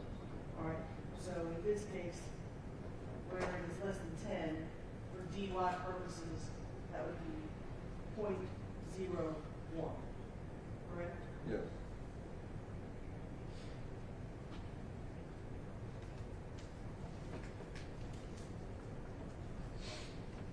And also for DUI purposes, hospital blood is different than the blood, say, that an officer would take from me, right, on the, or measuring me for DUI, right? The officer takes the blood, they take it to a crime lab. Yeah. Your blood tests are going to be a little different than that, right? Our blood samples are drawn in response to the clinicians ordering the test. It's going to help them make a decision clinically what to do with that patient, how to treat that patient, how to manage that patient. But because you use serum, right, your values are actually a little bit higher, is that correct? Or a little bit lower than if it were to be, if my Serum. whole blood is taken to a primary? Serum versus whole blood, the serum is a little bit higher because the serum has more water content and alcohol, it dissolves in water. So you would get a little bit more alcohol. The difference is about 12 to maybe 18% higher in the serum than it would be in the whole blood. Okay, so the chances if I have alcohol in my blood of hospital being able to detect it is actually a little bit higher than, say, the primary, The results would be a little bit higher. right? And so, on the records here, it indicates ethanol serum is normal, and for all intents and purposes, this value is what in your estimation? Well, by less than 10, it's less than our limit of detection. That means we really didn't detect much. We can't tell. So that means at the time that that sample was drawn at 1:15 in the morning on the 27th, that person, that individual had this low amount of alcohol in their bloodstream. Or no? Yes. Could be. Essentially nothing. Could be nothing. Nothing to 0.01. Yeah, you got it.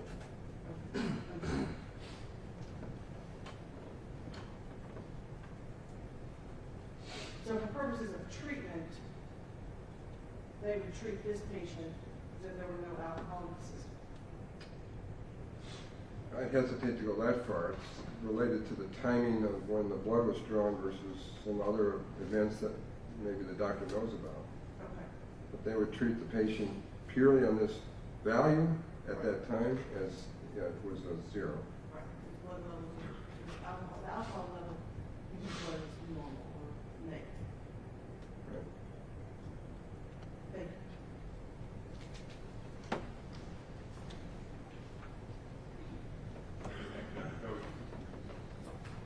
Possibly the only class in college that did worse in math was chemistry, so, I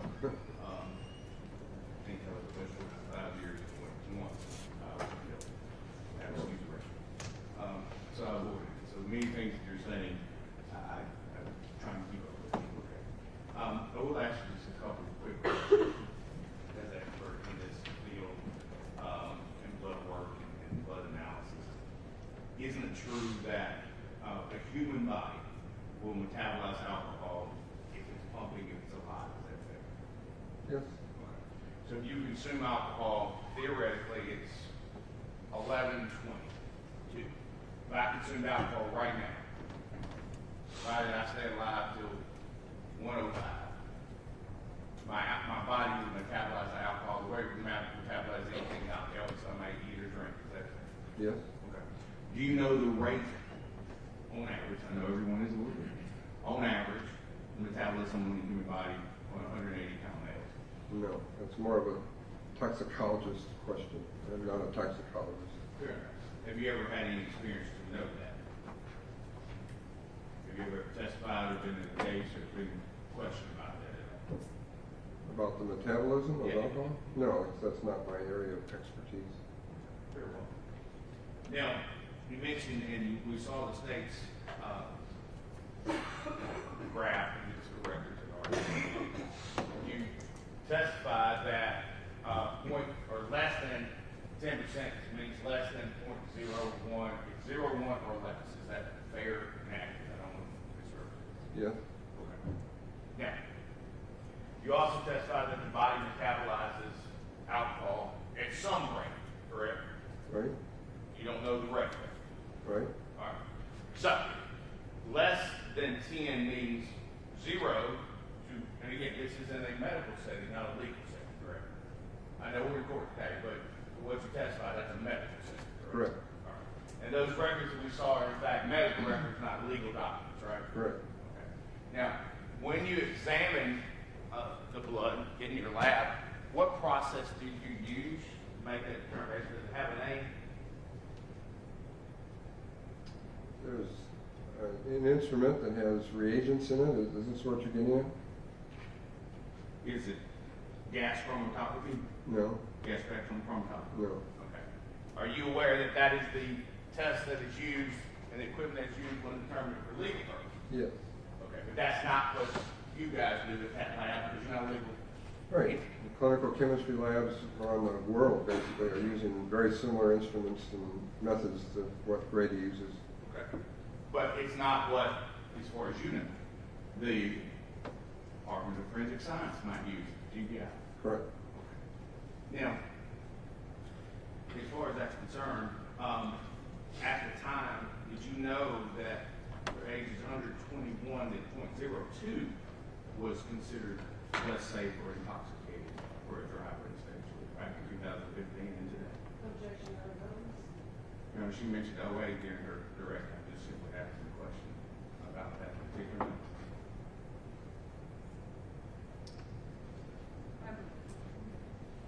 Did you know .02 is considered under the influence of, let's say, in the state of Georgia, for someone under 21 back in 2015? I don't exactly remember that, no. Okay, fair enough. And it would be part of your training, would it? No. Okay. And so when the state asked you about .08, that was, you're basing it off what they told you, or did you have knowledge of that as well? No, that's commonly known. Okay. Fair enough. Fair enough.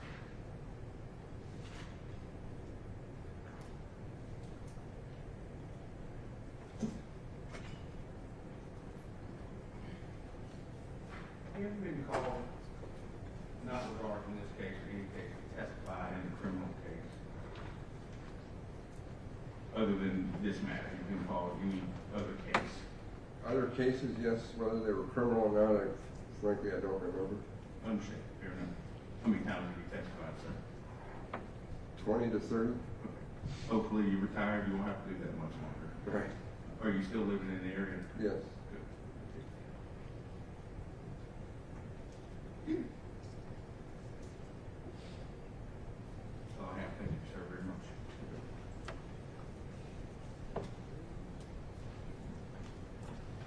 Any redirect? No, Your Honor. All right, any objection? No, my apologies, but is it Cook? Yes. Okay, any objection to Dr. Cook being excused? No, Your Honor. No, Your Honor. All right, thank you, Dr. Cook. You are excused. You can stay if you like, but you are good to go. Don't forget your water bottle. Got it.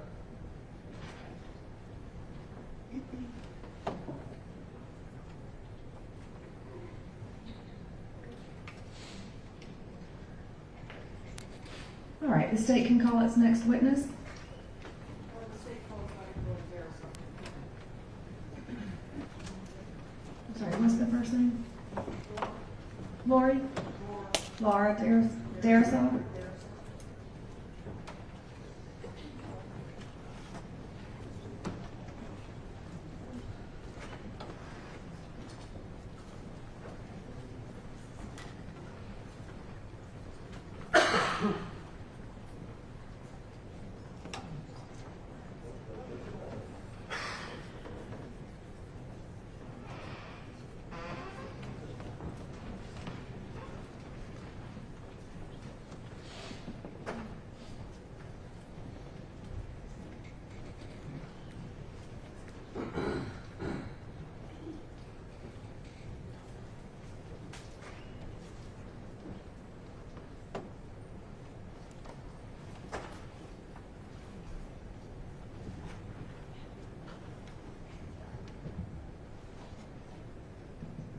All right, Dr. Darasol, raise your right hand. Do you swear or affirm the testimony you give in this case is the truth and nothing but the truth, so help you God?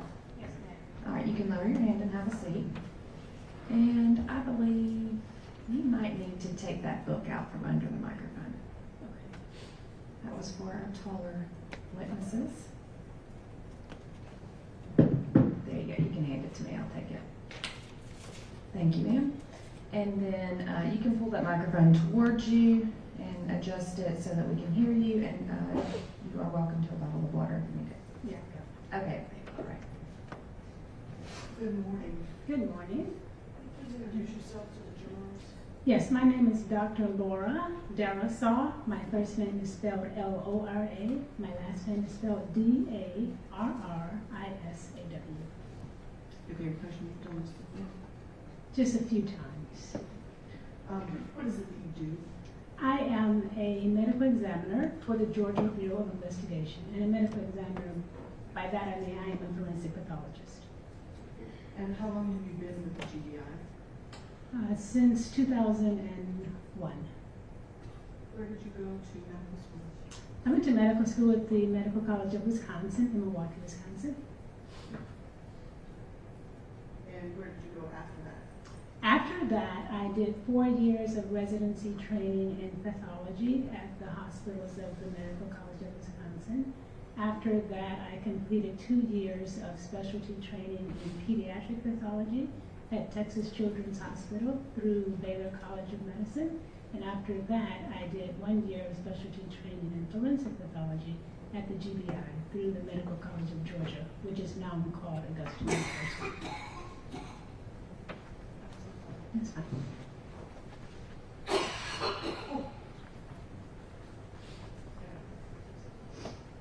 Can you please explain to the jurors what pathology is? Pathology, just as a word itself, it means study of disease. So in general, a pathologist is a doctor that, for a lot of people, they get involved with working in the hospitals and the laboratory and looking at specimens and lab values from people that have either tests or get surgery, and they are the doctors that are responsible for reviewing material and making a diagnosis. As a forensic pathologist, my primary role is doing autopsies and determining cause of manner of death. And how many autopsies have you done in your career? To date, over 7,800, approaching 7,900. And have you previously testified in court? Yes, I have. Your Honor, at this time we would tender Dr. Darisaw as our expert forensic pathologist. No objection, I'm so qualified. All right, then Dr. Darisaw is admitted as an expert in forensic pathology. Now, when a body comes to your office, what happens to it? So there are a couple of things that happen to the body when we receive it, depending on the nature of the case. But for the most part, the autopsy itself is a physical examination of the body that the pathologist does. There's an external component, there's an internal component. The focus of the autopsy is to determine the cause of manner of death. Some things that may happen are photographs are taken. Sometimes, depending on the case, there may be x-rays taken of the body as well. All right, is the body assigned a number Yes, it is. for your office? That's correct. And photographs are taken? That's correct. Your Honor, I have a question. Yes.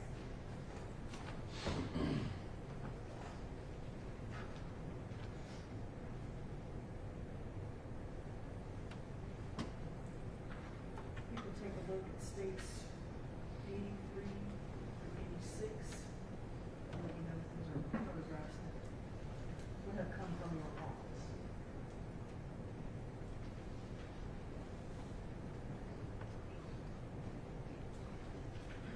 Yes, they would have. And are they a fair and accurate representation of what they depicted? That's correct. Your Honor, at this time, we would tender states 83, 84, 85, and 86. Okay. All right, 83 through 86 are admitted. Permission to publish, Your Honor? Yes, ma'am.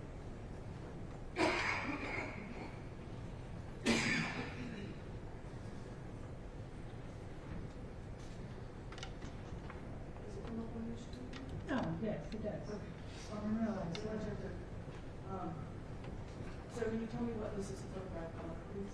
So as the bodies are received at our office, they are in body bags. We take photographs of the outside of the body bag where there is information with the tag of the individual's name.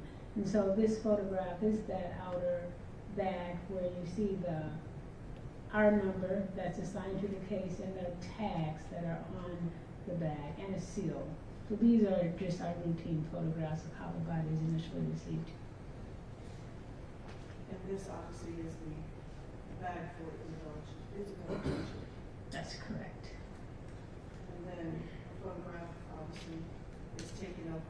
overall condition as you received her? That's correct.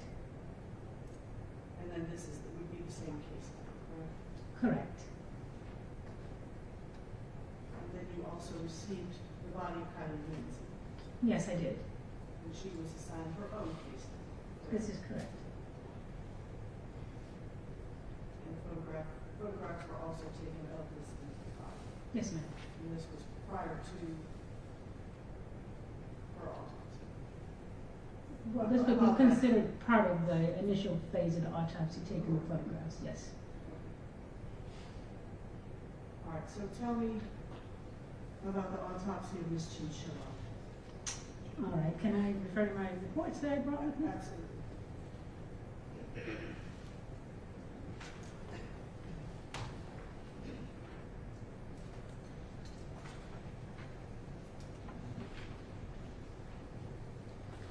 As it relates to the autopsy of Isabella Chinchilla, the external examination revealed multiple injuries that were blunt impact injuries in nature that were consistent with the motor vehicle collision.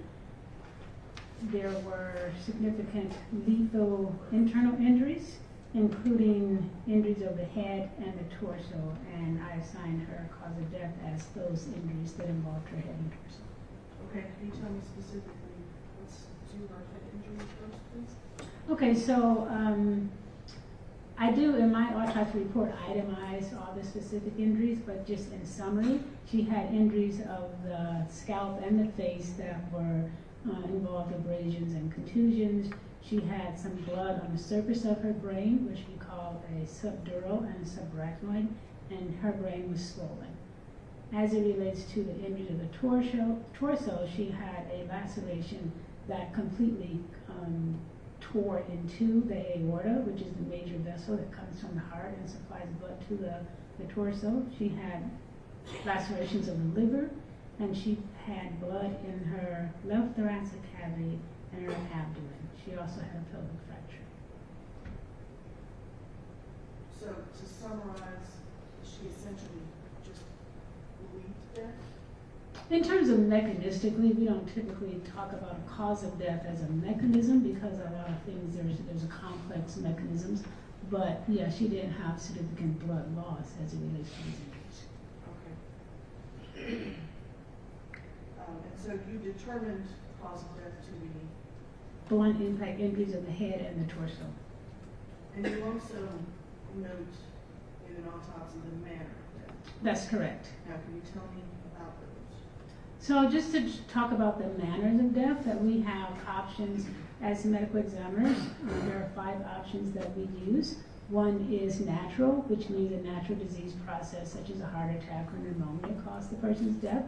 Another option is accident, whereby an accidental type event. In instances of motor vehicle collisions or accidental falls, we determine these to be accidents because they're not volitional acts of an individual to cause another person's death.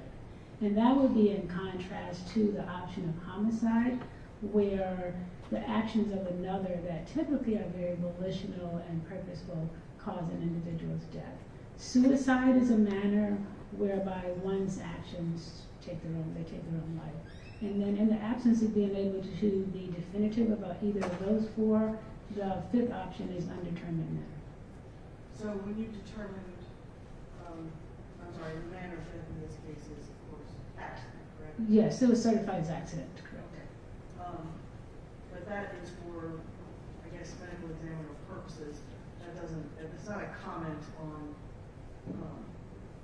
any sort of fault or not fault attributed to the parties, correct? Correct. It's not, we are typically not using legal guidelines for our manners of death. Essentially, accident means that whatever happened wasn't done intentionally. That's correct. Right?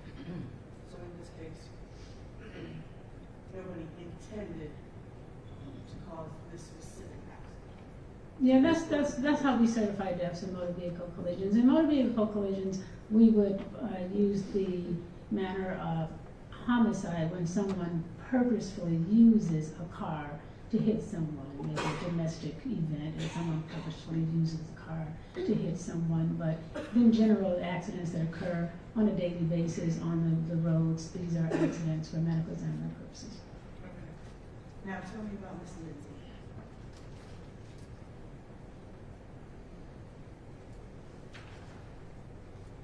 As it relates to the autopsy on Kylie, again, externally, I noted multiple injuries just on her body surfaces, on the head and neck area, on the torso, extremities, primarily abrasions and contusions and lacerations. These are bruises and scrapes of the skin or cuts on the skin in terms of layman's terms. Internally, she had primarily a lot of soft tissue damage of the tissues in the thoracic cavity that did cause several regions of bleeding. She did not have any fractures or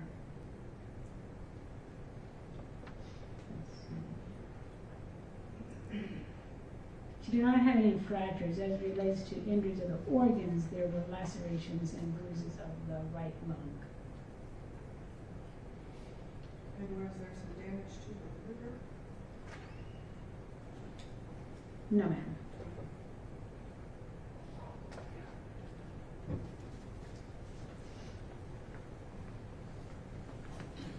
And her cause of death was? Her cause of death was the blunt impact injuries of the torso. And the manner of death? Was also accident.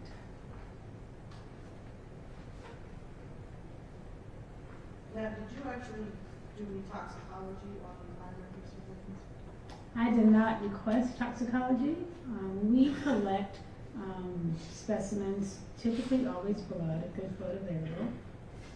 And in the case of Miss Kylie,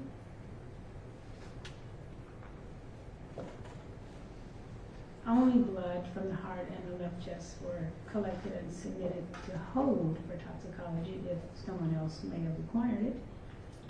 And in the case of Miss Isabella, also blood and left chest, from the heart and left chest were submitted. And in cases where we have passengers involved in a motor vehicle collision, we don't, as medical examiners, request toxicology, but the specimens are collected and held at our facility. Sure. Because this passenger was necessarily be right. Correct. Thank you.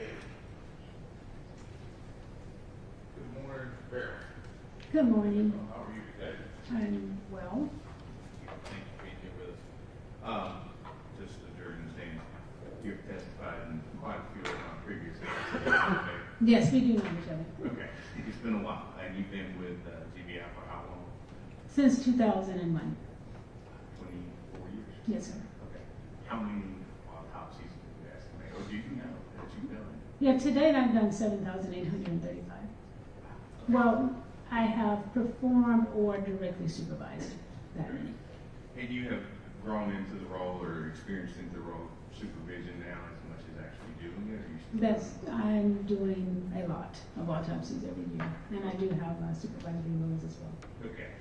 And I want to, just briefly, we started with Ms. Chinchilla in the autopsy, and I don't know which number that was.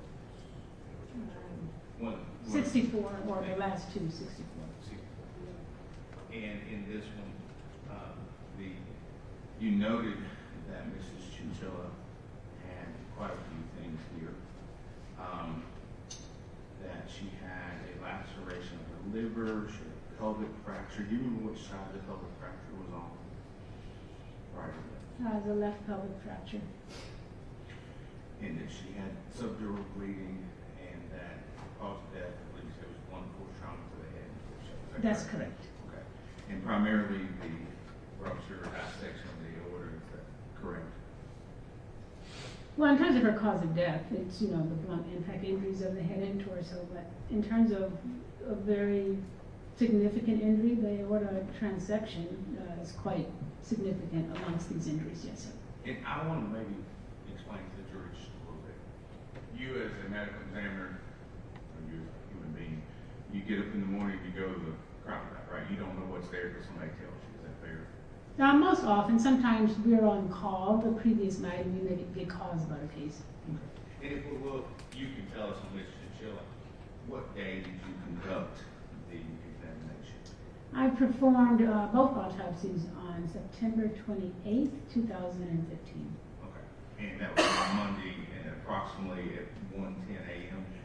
Yes. Okay, so that would be Sunday night into Monday morning when this occurred? Yes, at that particular time, we were doing, or I individually was doing autopsies on Sunday evenings in that third shift time frame. All right. And so, do you recall, and if you don't, it's okay, I know you have lots of them, do you recall how you became aware of this young lady, Sharp Chinchilla, being at the crime lab? Did someone called you? Did you have is there a note on the computer, is a sticky note? Tell me how you know. In this particular instance, I would not have been called the previous night to be alerted to the autopsy. So I would know when I went to the office that I usually would arrive at 11 p.m. Okay, so third shift's 11 p.m., so you would figure it out when you got there. Is that fair? That's correct. Okay. Does, on this particular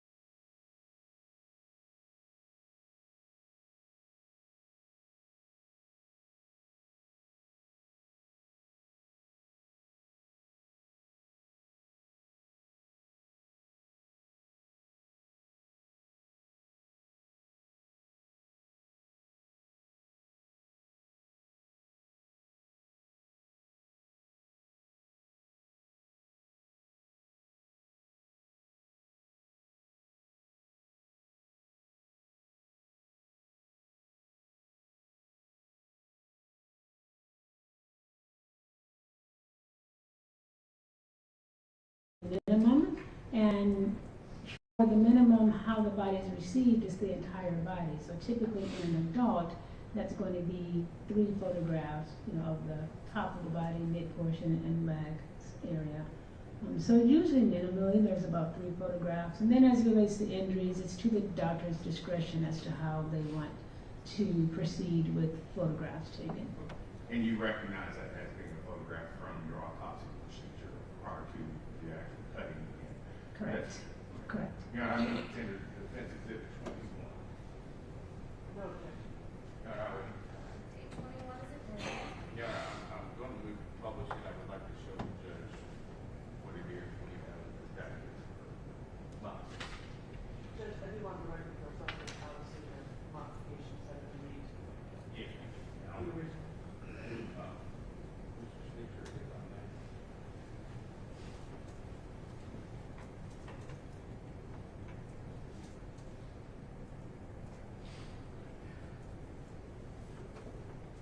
And just for the record, to agree with saying that there has been modifications to this, and there have been redactions of patient's body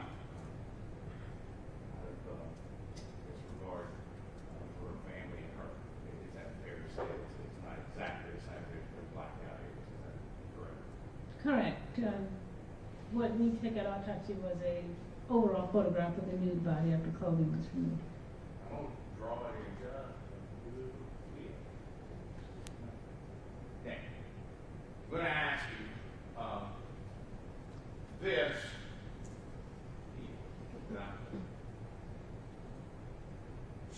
left of the center line underneath the left breast, do you recognize that, sir? Yes, sir. Okay. Was that something that you recognized at the time of your autopsy and noted it correctly? Likely. It's in my report. It's not described as this. I mean, we can see it's this circular ring-like pattern with an inner ring and an outer ring. I don't have that actual descriptive like that in my report. But there's this mark on her body. Yes. Okay.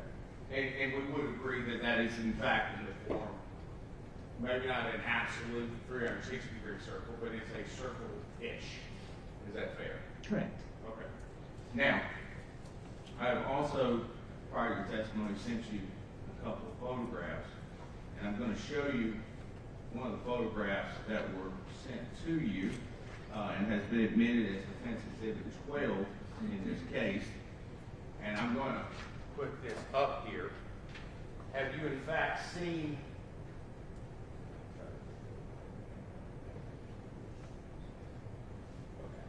Have you seen this photograph? It's been admitted as Defense 12. Yes, we had a conversation about it in a pretrial meeting, virtual meeting. Is it fair to say that there is a half moon that you can actually see of what may or may not be a circle, but there's at least a half moon? Correct. Okay. Now, for demonstrative purposes, I'm going to show you something.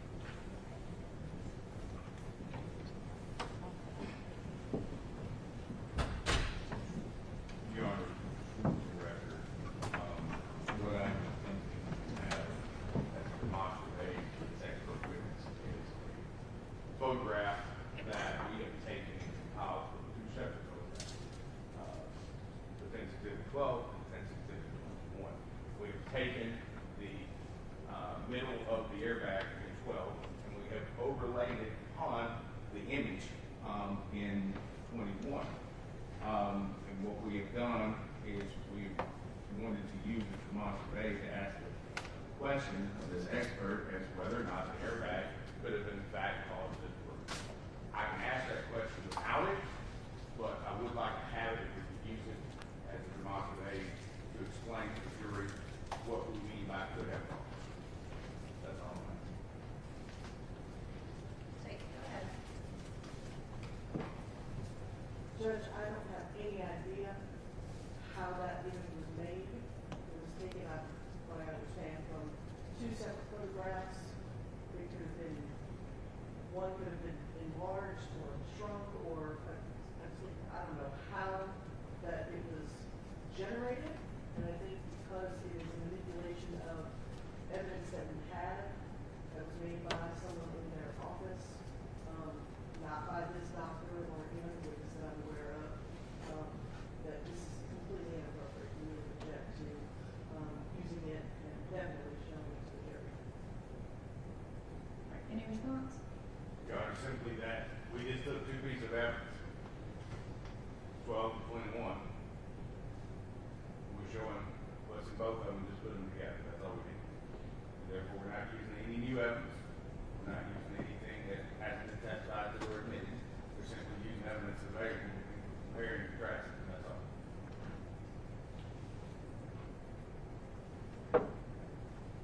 You can ask the questions without the picture. And so the concerns that the state raised, regarding the picture and the scale of each picture, I don't think there's anyone here to testify to that, correct? Your Honor, actually, Ms. Mandy Goodhall, she's the one that created it. We used static measurements that are present in other photographs, such as the wristband that is used by the Department of Forensic Science, as well as the lettering on the photograph. However, she has been present throughout the trial.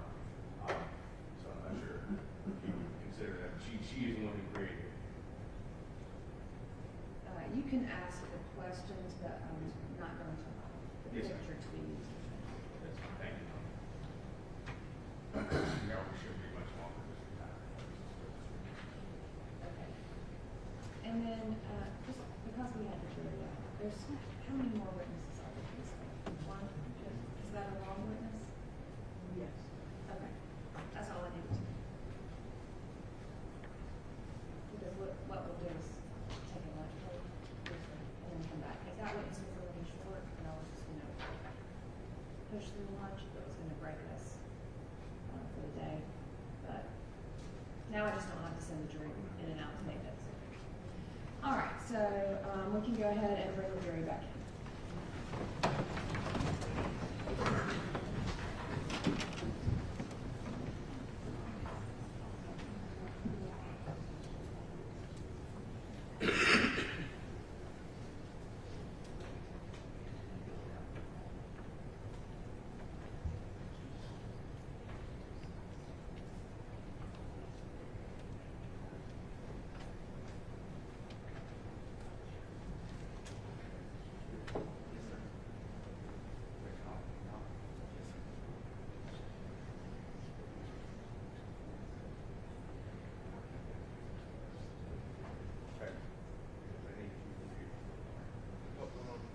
I can't split it off one. Yes, one can be projected off of that.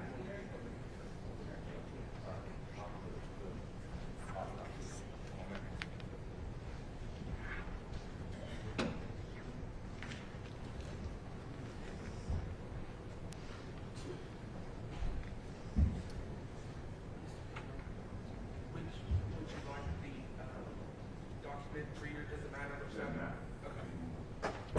I'm going now.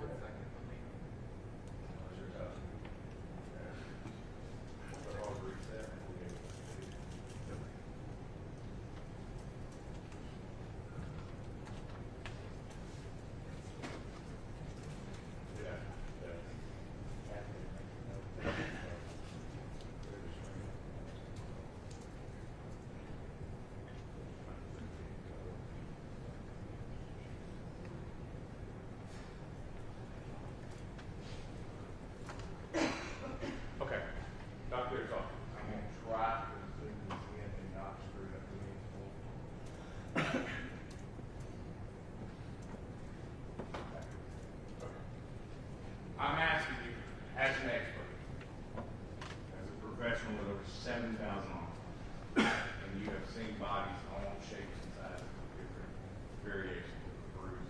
What would you call that, just so I don't use the wrong term? What would you call that circular on her body? I would actually call it a mark. I'm not really sure if it's a bruise at this point. So, as I said, I wasn't as descriptive in my autopsy report, but today I'd say there's a patterned circular mark on, that part of the body, and describe it as, this inner ring, outer ring, and sparing in the center. Okay. And we say inner ring, outer ring, I'm gonna, ask you, can you see the one behind you on the screen, or is it just behind you? I can see it, Okay. yes. Is it fair to say that this photograph shows an inner ring and outer ring on the airbag? It's correct. Okay. And you testified that this one over here shows an inner ring and outer ring, correct? It's correct. Okay. Is it possible, in your opinion as expert, that this bag caused this injury to this person? Yeah, it's possible. I mean, they have a similar appearance. As it relates to marks on the body, if a mark on something else is similar to it, they can cause, if this is significant amount of impact. Fair enough. And let me ask you, during your years as a pathologist, have you seen marks on people's bodies that were caused by airbag before? Yes, I have. Okay, so that's not unheard of, it's not uncommon. Is that- Right. I've never seen an airbag that looks like this. Typically, we have just like significant confluent contusions from airbags, and I've seen airbag particles on bodies. Fair enough. Is it fair to say your knowledge, and again, you don't know this, of airbags that they come out at a very rapid rate? I am aware of that, yes. Thank you, I appreciate that. Thank you, Mr. Bishop.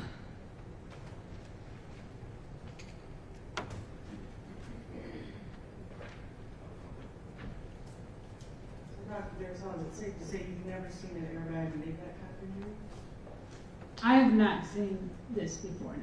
From an airbag, no, sir. No, ma'am. Normally it's it's a bruise, it's a broken nose, tell me the kind of injuries that you have seen airbags make. What I've seen is confluent contusions. What does that mean? And that means there's no, like, when you see the ring on her body, there's no redness in the center. It's just the inner ring and the outer ring, and what I say sparing in the middle. A confluent contusion is just something that's all red throughout the whole body region.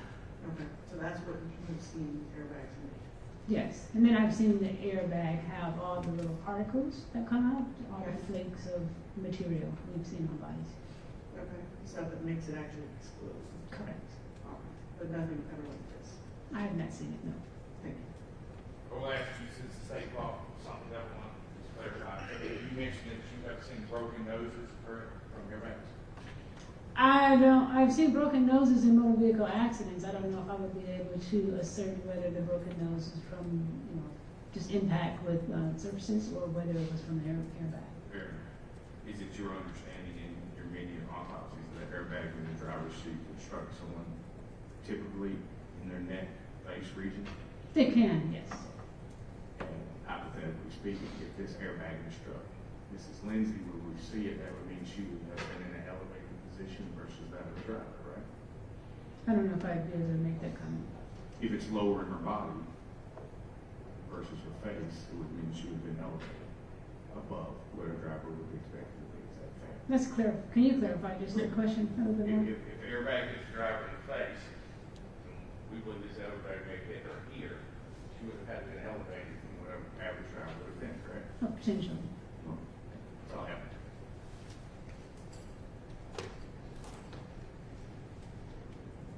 Anything further?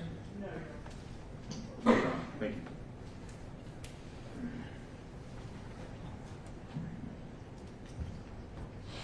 All right, any objection to Dr. Darazan being excused? No. All right, okay, thank you. Dr. Darazan, thank you. You may be excused. Have a good day.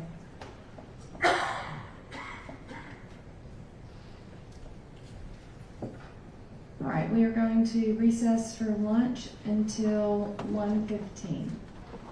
Does any juror, before I let you go, do any of y'all need a work excuse for this week? If you need a detailed excuse for this week, we'll go ahead and get them for you. How many? 1, 2. All right, thank you very much. I'm sorry, can you tell me your last name? Mathis and Fournier. Fournier.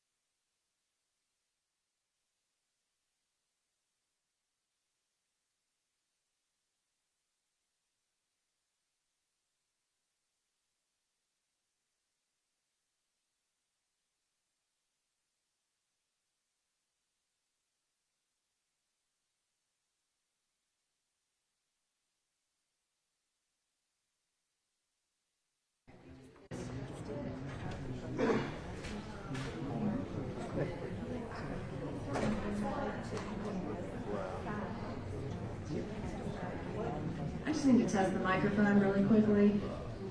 Test. That's 2, right?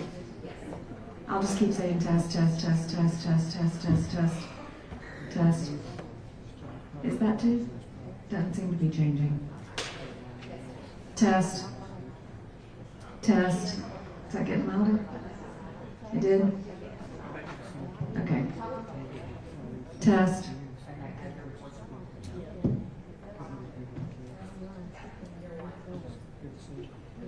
Test. All right, let's turn that all the way up. Yeah, that's definitely getting louder. Okay. Yeah. Can you hand me that microphone, please? Yes.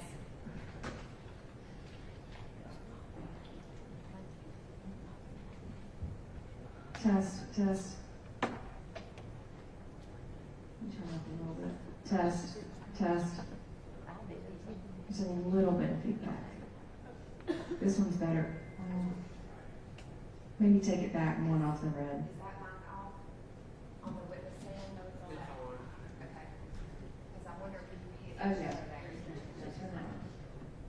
All right, test, test. That helps. Yeah. Okay.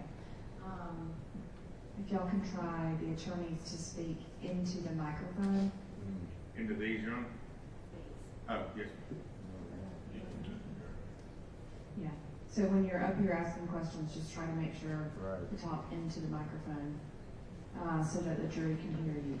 When you move around or ask questions outside the microphone, it's a little bit harder for them to hear. So, again, my apologies. This is the best I've got. Yes, sir. We'll turn it off. If you notice the difference, you didn't have to talk directly into it.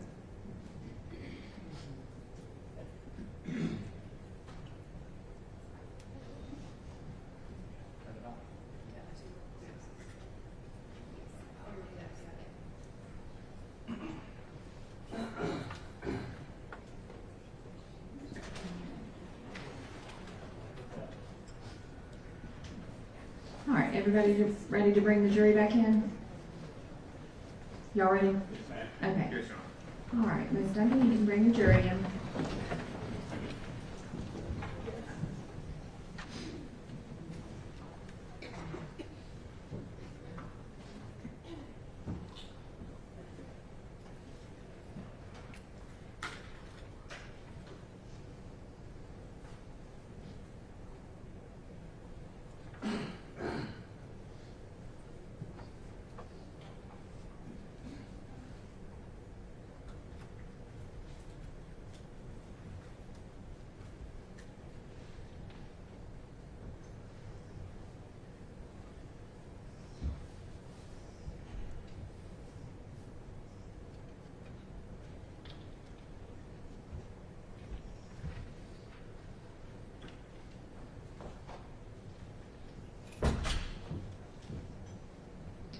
All right, you may be seated, and the state can go ahead and call its next witness.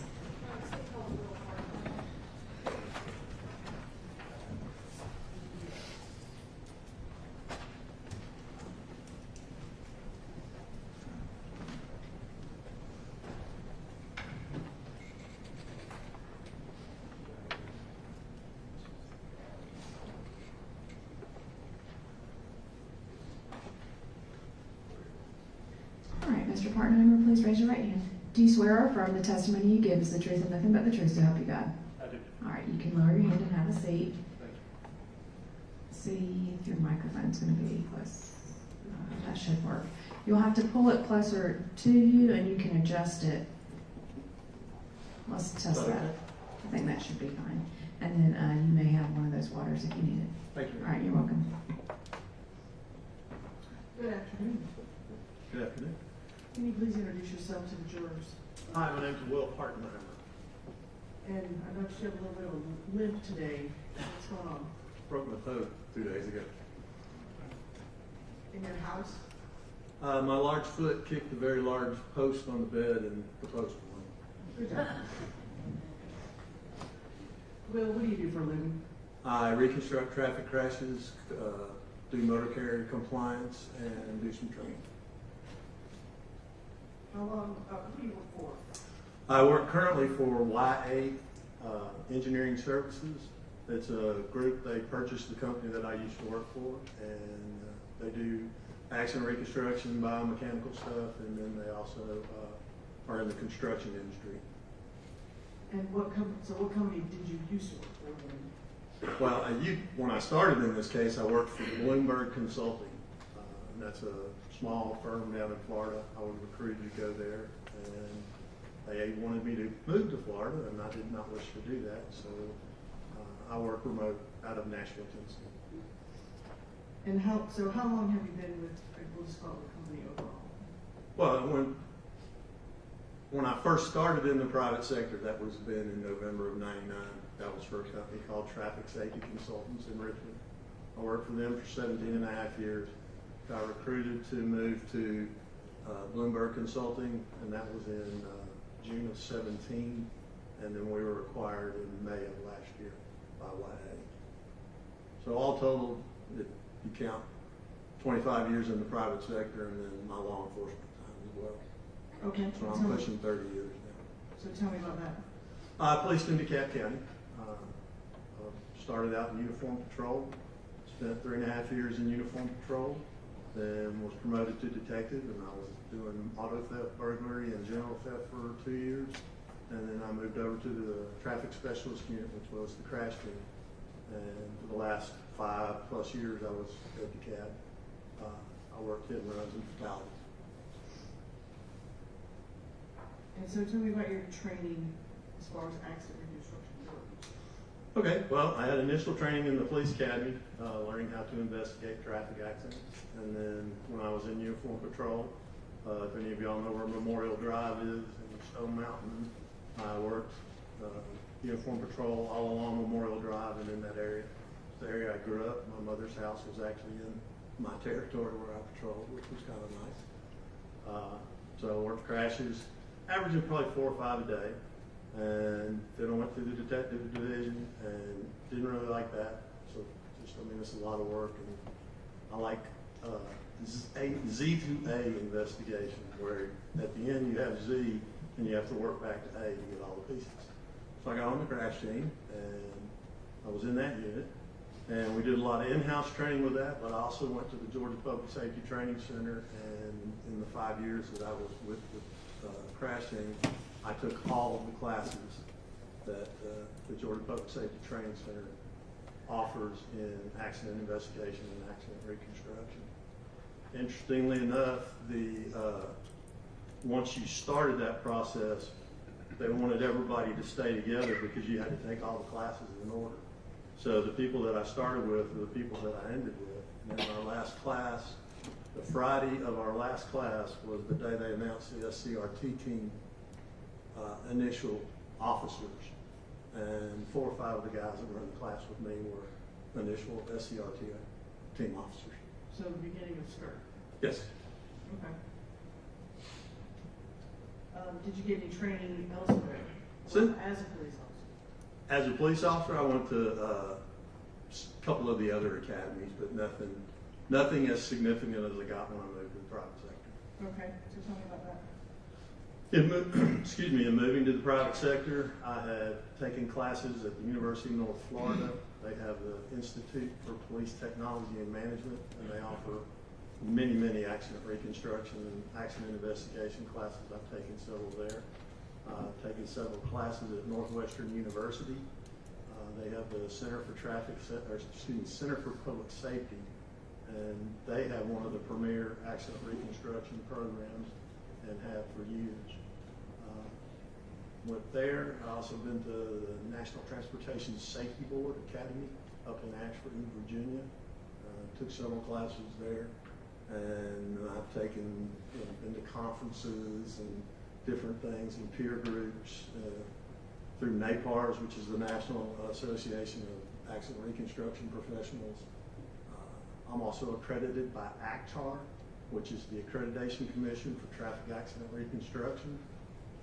ACTAR started in 1985 on a grant from NHTSA, And what they did was they wanted to get together and come up with a program that married academia, law enforcement, and engineering into one group so that there could be some standards in accident reconstruction so that you just didn't get, whatever you got. So with them, you have to submit your training and your experience that you've had to that point. And once they agree that you've had enough to actually take their test, they'll let you take the test. It's a 2-part test. It's 4 hours of theory and then 4 hours of an actual project. And if you pass the test, both sections, then you're accredited. And then over a 5-year period of your accreditation, you have to take 80 hours of continuing education in accident reconstruction to be able to maintain your certification. I've maintained mine since 2002. Do you have any other certifications? I'm also a certified director of safety from the North American Transportation Management Institute. It's an offshoot of the American Trucking Association, and it is generally geared toward motor carriers, motor carrier compliance, and those types of things. Anything else? No, off the top, well, I'm a certified drone pilot, but That's cool. it's fun. I do enjoy that part of it. Makes things a lot easier. That's true. And you said that you teach? I teach. I have taught for an instructor for NATME. Have been, and I've taught there. I'm able to teach any of their classes, but I like the accident reconstruction classes. That's really more of my area and more of what I do. So I will teach their accident reconstruction classes. I don't enjoy teaching the other stuff. Fair enough. Have you ever testified before? Yes, ma'am. No. Have you ever been qualified as an expert in trial? Yes, ma'am. Many times. I couldn't give you a number, but I'm qualified in 11 states, the District of Columbia, and the federal court. Right at this time, the Lieutenant Mr. Partenheimer as an expert in accident reconstruction. No objection, Your Honor. Thank you. You qualified. All right, part number is noted as an expert in accident. All right, so I sent you a case file, correct? Yes, ma'am. All right, so tell me, what are the materials that you looked at before you generated the report for this case? Well, what you sent me was pretty much the skirt team investigation and all the videos. And basically what I did was I took all that information, reviewed it, digested it, ran the numbers that they had run, went through their methodology on how they arrived at their decisions, analyzed the data that was downloaded from the Dodge Charger, and I used all that information to come up with what I believe were the conclusions in my report. Okay. Now, I just want to ask you briefly, did you review Trooper Stone's report? Yes, ma'am. Okay. And did you find his calculations to be accurate? What he did was accurate. The portion that I had an issue with, and he did what I would have done if I hadn't known, which was make a range. You have a high end and a low end on the coefficient of friction on the roadway, and you need that number to make any of the calculations. And if I hadn't had the data, then I would have done exactly what he did, was I would use the high and low and see where you were to come up with a range. In this particular case, we have 5 seconds of pre-crash data from the airbag control module in the Dodge Charger. I believe it was Trooper Stone that downloaded it while the car was still at the scene, is my recollection. And I know it was soon because it does not keep date and time, it keeps it by ignition cycles. So every time you turn the key on your car and then turn it back off, or the power goes off, that's called an ignition cycle. And Trooper Stone downloaded the data on, I believe it was either 8/17 or 8/18. It was one ignition cycle different. So I knew they had done it very, very soon, that nothing had happened with the vehicle. And then I think there's even pictures in there showing that he did it at the scene. Okay. And so tell me, you were talking about the drag factor. The drag factor. Well, in there, there's a deceleration. So you have his initial speed, his ending speed of deceleration, and time. And if you have those three components, then you can calculate what the coefficient of friction is that the car could generate. And you have to remember that you not only do you have the coefficient between the tires and the roadway, but you have to factor in braking too. So I came up with 0.51 Gs, which is what the car was experiencing between its deceleration from 83 to 66, and I believe it was 1.5 seconds. Okay, well, I need you to maybe break it down just a little bit for me. Okay. So are you referring to the information that came from here? Yes, ma'am. Yes, you said.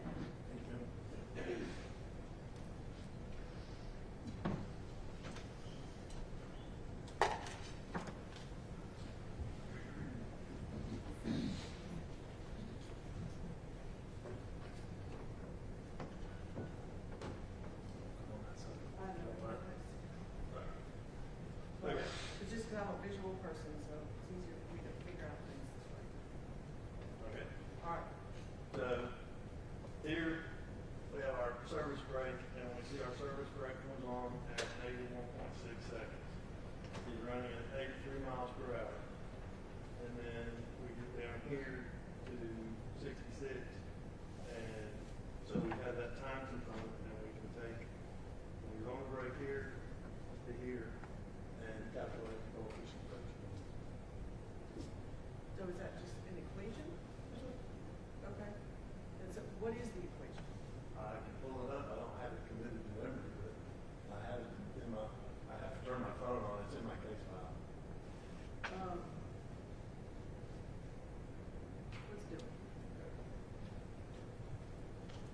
Can I turn my phone on? Yeah.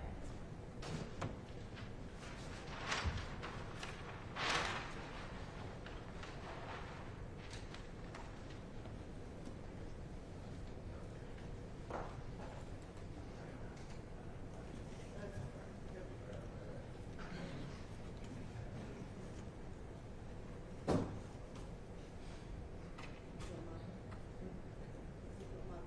Well, your phone doesn't give you access to my file, so. Oh.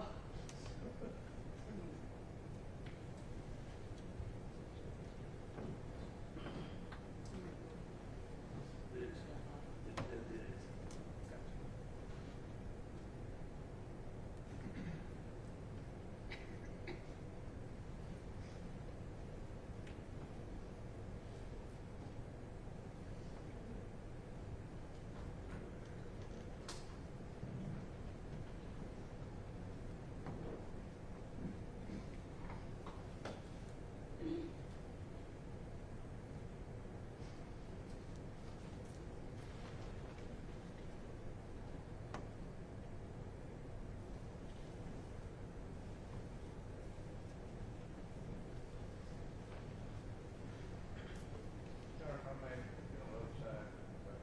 Yes, you can turn around so you can see. Oh, fella, hang on. Yeah, change angles. All right. Factor is equal to velocity initial minus velocity final.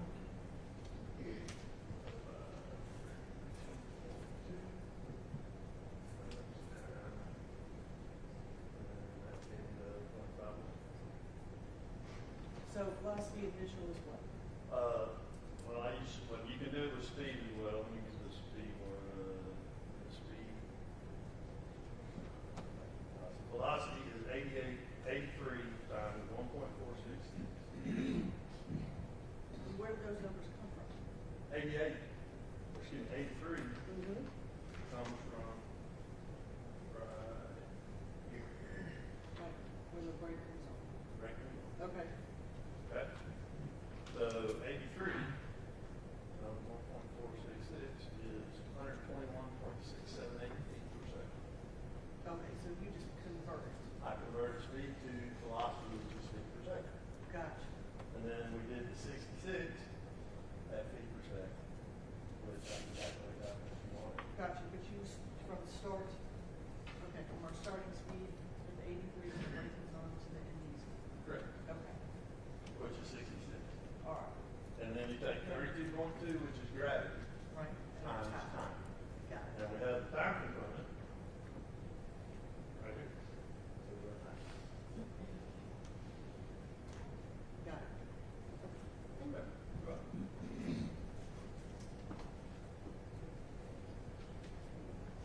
Yes.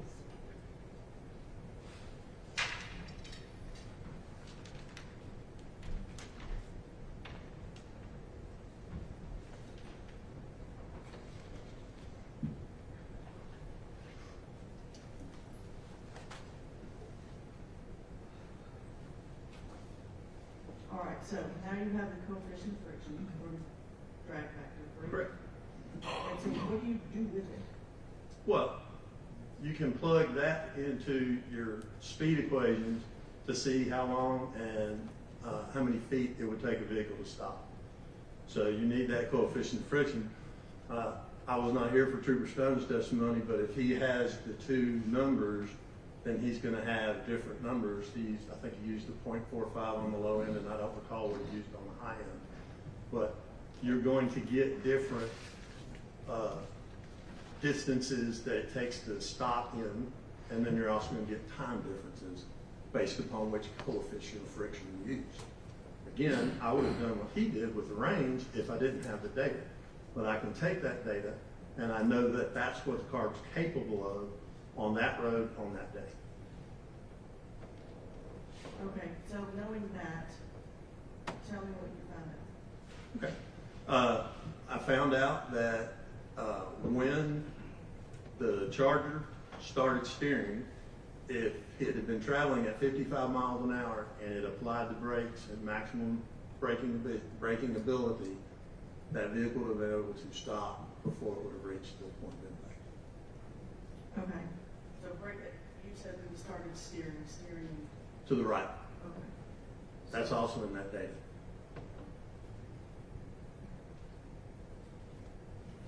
Maybe I'll just use it. Yes. Thank you. Just so everybody's clear.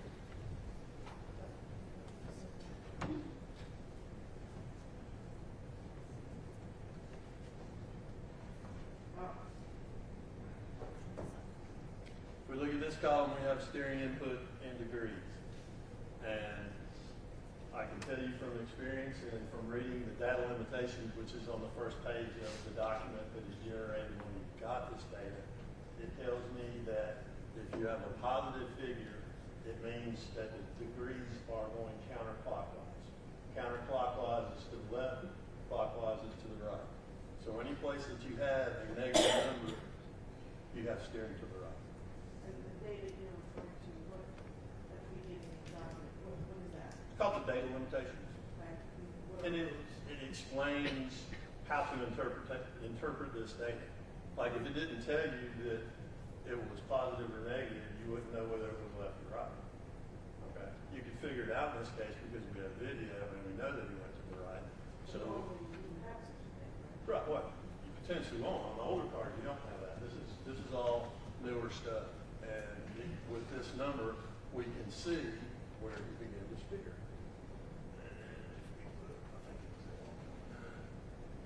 See, you're at -3 all through here, and then all of a sudden it jumps to -6, 1835, and then he's going. That's steering to the right. So that's the point where he's reacting to the steering. And these data limitations, they're essentially the instructions, and because not all cars generate the same data in the same way. Correct. Fair? Yes. In 2012, actually, this data started in late 90s, 95, 96, 97 by General Motors. And General Motors put it in, and they put it in how they wanted to put it in. And they did it their way. Well, then Toyota got involved, and Toyota did it their way. Then you got others, Ford gets involved, Ford wants to do it their way. So you have all these different competing data sets. So in 2012, instead of mandating that you have data recorders, what the government mandated was that if you had a data recorder, it had to have certain data, and it set out the parameters for the data. So since they're each different manufacturers, and not only have different manufacturers of cars, you have different manufacturers of modules. So there's all these competing things out here, but when the law came out in 2012, it said, okay, it has to be this, and the data limitations essentially tell you how that manufacturer interprets the data so that you're reading it correctly. Okay, so, to circle back to where we were, according to your calculations, if the defendant had begun braking at the time, and this is. At 1.9. Well, if you see 1.9 is 3/10 of a second off of when he actually got on the brakes. So, I mean, that's a pretty good reaction time. And I can tell you that steering to the right is a natural reaction if something's coming from your left. If something was coming from your right, then you would go to your left. The analogy I like to give is baseball. If somebody threw a baseball and the ball's coming in your peripheral vision this way, you're going to turn your head this way, keep your face from being hit by the ball. Same theory going the other way. You're going to turn your head the other way, keep your face from being hit by the ball. Well, when you're holding the steering wheel, that's exactly what happens. You're essentially turning away from what you believe is the trouble, where in most cases, if you just maintain your lane, the hazard would go by. Right. So If he had begun braking at that 1.9, then, at 55 miles an hour, right. he would have stopped before the crash. And let me ask you about the natural inclination to go to the right. That's even for someone who's been trained, correct? Oh, absolutely. I mean, he's a trooper. He had to have gone through EVOC. Sure, I'm sorry. Please have a seat.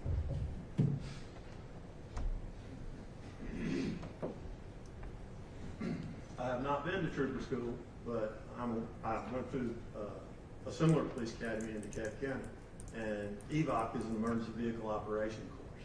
So you're getting more training on running at higher speeds and making reactions and pushing the car essentially to its limit and how to drive it. So yes, even though he had all that training, you're going to have a very hard time beating the human body that's trying to protect itself. And does speed play a part in that? In that theory, no, that's pretty much going to happen at almost any speed. I guess what I mean is, if I'm going faster versus slower, I have less choices as far as the distance that I'm closing. Oh, absolutely. The faster you're going, the faster you're covering ground. Like we used 83, that's 121 feet a second. And 55 is 8063, so 80 feet a second, as opposed to 121. And what else did you determine? I determined that at the point that he put the brakes on, if he'd been running 55 miles an hour, he also could have stopped. And as he gets closer in, you gotta remember the Nissan never stopped. So the time that the Nissan took, and I have all these in my report if you want me to use the exact times, I have a copy in my pocket if you would like me to refer to that. It's all right. Tell us how you got to where you. Okay. We used the constant velocity, and actually Trooper Stone and them did it too. Constant velocity of the vehicle, it never stopped. Well, you have to remember that as you're braking, you're slowing, and it's taking you longer to get there. So it's increasing the amount of time that it's going to take you to get there. And if the Nissan is not decreasing its speed, it's going to get there and it's going to go by. And that would have happened in a couple of cases too. All right. So, Trooper Stone's calculations, as far as what he did, was accurate? Yes, it was. What he did was not wrong. No, not at all. But he did not take the additional step of determining the actual drag factor. Correct. And did he take into account the traveling of the victim's vehicle when he's. Not in my a review his report. Okay. So he is calculating what happens from a certain distance to point of impact. Correct. Right, but not accounting for the fact that given a little extra time by speed or braking or not turning to the right, etc., that the victim's vehicle continues to travel out of danger zone, essentially. Correct. Is that fair? Absolutely fair. Okay.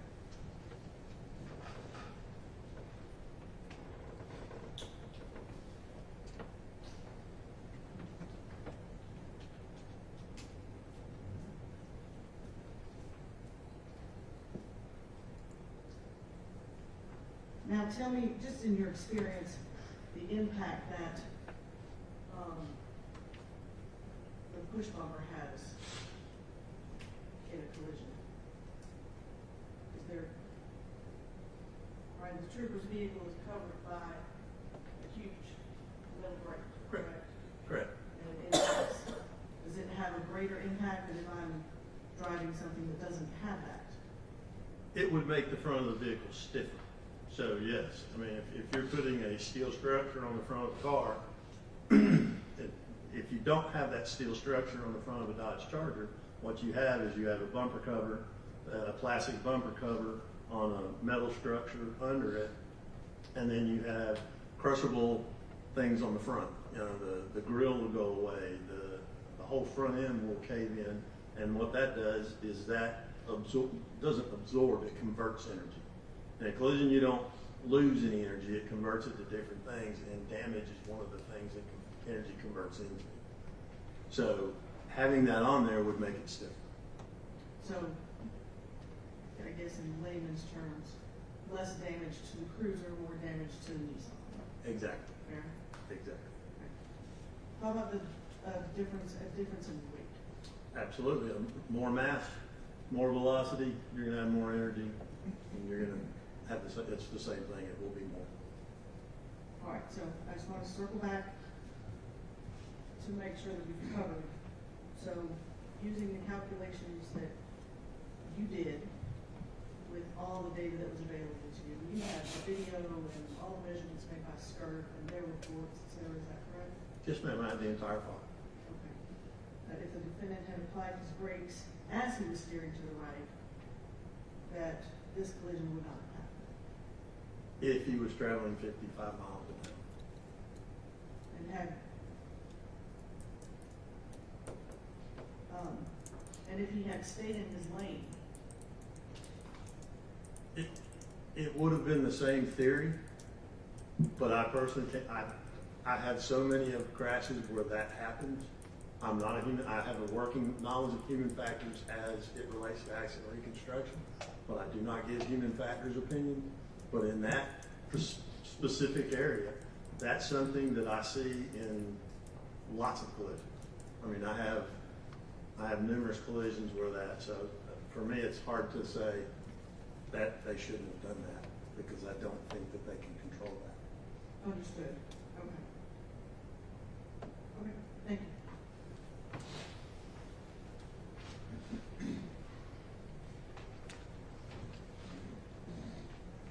Good afternoon, Mr. Barton. Good afternoon, sir. I'm Matt Copeland. I have a few questions. You were sent this information by whom? Ms. Waters? And so the state, the district attorney's office? Yes, sir. Okay. And I'm assuming you don't work for free, you get paid, right? Yes, sir, I do. How much have you gotten paid in taxpayers for this? On this specific case, I couldn't tell you. I don't have anything to do with billing. Okay. I put in my time in the computer, the company generates a bill, and the bill gets paid, I never see it. What's your hourly rate? Currently, my hourly rate's $405 an hour. When I got this case, I want to say it was $235 or $240. How many hours do you think you spent on it, including testimony and hearings? Well, I came here, left home yesterday at noon, got down here about 4:30 my time. So I got 4.5 hours drive, and then the time I've spent here today. So I'm looking at right now around 8 hours. Prior to that, I couldn't give you an estimate. I mean, It's been 5 years. It's $5,000 an average ballpark, about what's next. Not counting the testimony, 5 to 10, somewhere in there, but on this one, being that it was the county, it's probably closer to 5. And I have no problem with making a living with what you're doing. I just want to make sure the jury understands that you were consulted by the DA's office. When were you consulted by them? Do you recall when it was? I don't recall a specific date, but I do know it was in 2020. Okay. So that would have been, what, 5 years after this accident occurred in 2015, based on your notes? Yes, sir. Okay. All right. I want to talk to you a little bit about your video, or excuse me, your diagram, and this is in your report, so feel free to look at it. You mentioned line of sight. Do you remember using that term? Yes, sir. Okay. And line of sight would for you indicate what? What does that mean in your research? That you have the ability to see something a distance away, whatever it is. And is it your testimony that Trooper Scott, once he saw the car, the headlights, that he was aware of its intention to make a left, or just that he saw it? I'm not making any determination on what he saw or what he perceived at that time. What I'm saying is that when he reacted, when he did something, that's when I started my clock. Okay, and how many feet would that have been? Well, 267 was line of sight, and then the, it's right here, give me 1 second.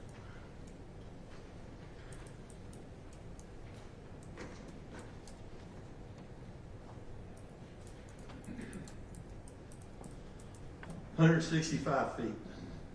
It was 156.17 as noted on the last page of your report. That's what the troopers came up with.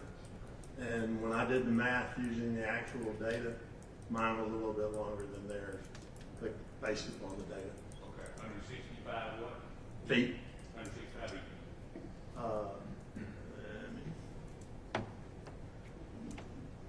make sure we're giving you the right one. Dodge Charger accelerated from 83 to 56 in 165 feet. That's correct. Or decelerated from 83 to 60? Yes. Okay, all right. Now, we saw your formula that you drew out here. And this, and if I use an improper term, please correct.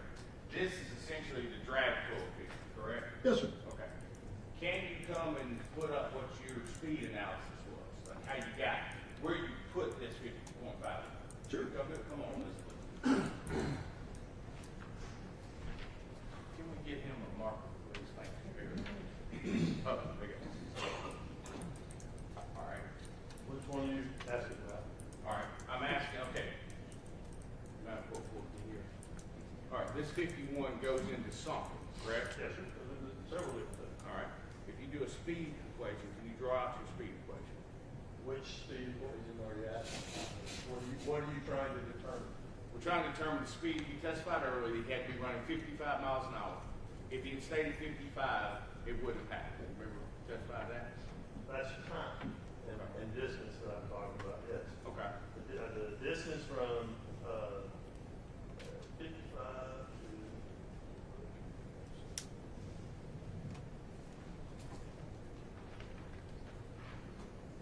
We're going to ask you the question here and make speed take up the hair.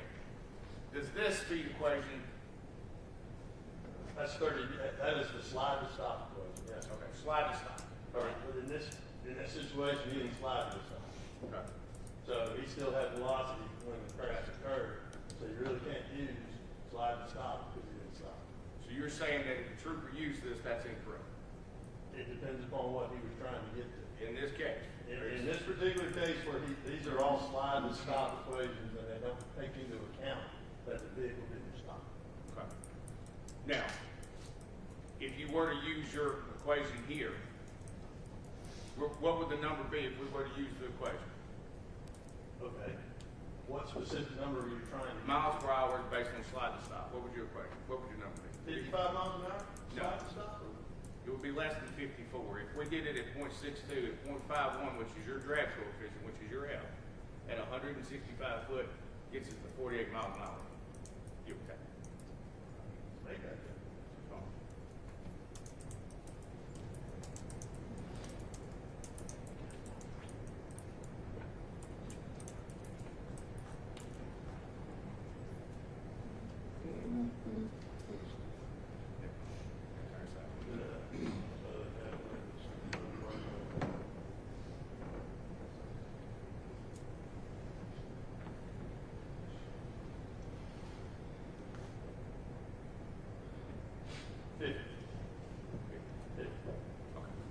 Which you would agree is less than 54 and less than. But that's slide to stop, that's not what happened in this traffic.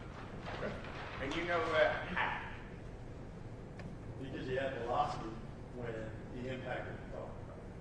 And the troopers who were on the scene that day and downloaded, you're telling me what they used to calculate is not what you were. Correct. Okay, fair enough. Yes, back then. Okay. Let me move this way. What is your speed equation that you use? And I know you were looking for, what is it? Well, you actually have to use two because he's going to have a velocity at the end of whatever happens. Okay. You know? What So what I was using was the 55. You're actually looking for distance. Okay. Like the distance to decelerate from 83 to 66 is velocity initial, or excuse me, velocity n squared by minus velocity initial squared over 2 times the acceleration rate. And that's how I came up with the distances that I came up with. Now, I am interested in you look at your report, feel free to refresh your recollection. What I wanted to ask is if your conclusions, which was the last page, okay? Yes, sir. And let's talk about that a little bit. Your conclusion was Trooper Scott was traveling northbound in a 55-mile-an-hour zone. That's approaching Holly Springs Road. Is that the conclusion? Yes, sir. Okay. Dylan Law was traveling southbound on Highway 1. Well, left-hand turn on Holly Springs Road. That's a conclusion as well. Yes, sir. All right. Then you talk about the Bosch crash data retrieval. You talk about that was taken from the vehicle, correct? Yes, sir. Okay. Now, did you ever examine anything from the Nissan? I did not know, sir. So the information is based simply on the trooper. You also testified that Dylan Walsh, I'm sorry. All I have been ever given was the SCRT team report. So all of the conclusions and everything that I'm talking about are based upon the data that the SCRT team acquired. Except for the stop slide, you don't agree with that part, but the rest of it you do agree with what they've given you, the troopers. Well, I agree that that's in their case file. Okay. The slide to stop deal is the only thing that. But these are your conclusions, so these are from you. And you said in here that there was 22 miles an hour, and you believe that the Nissan was turning. And that was taken from their calculations from the film the same way these numbers were taken, right? Well, I did the same thing they did with the film, and my numbers agreed with theirs. Okay. Now, you also studied down, we'll call it 3 dots on the bottom, in the middle of that statement. Said Dylan Wall could have cleared the intersection. You note that? Yes, sir. Okay. Now, cleared the intersection. Let's talk about that a little bit. If Dylan Wall had stopped, there would have been a collision all, would there? Stop before entering the intersection? Yes, sir. Correct. Okay. If Dylan Wall had stopped prior to entering what we'll call lane 1, there wouldn't have been a collision with it. Same difference if he'd stopped, yeah. And so the focus of your investigation and your conclusions are based on what happened in Trooper Scott's car and where he was, not necessarily what happened with the Nissan in front of him. Well, the difference in my world is that I have a reaction point. I'm not, excuse me, I'm not taking into anything that how the drivers reacted, what they did, any of that. That's human factor stuff. That's not what I'm giving you an opinion about. Sure. I don't know what was going on with Dylan at the time. All I can tell you is the video showed that he didn't stop.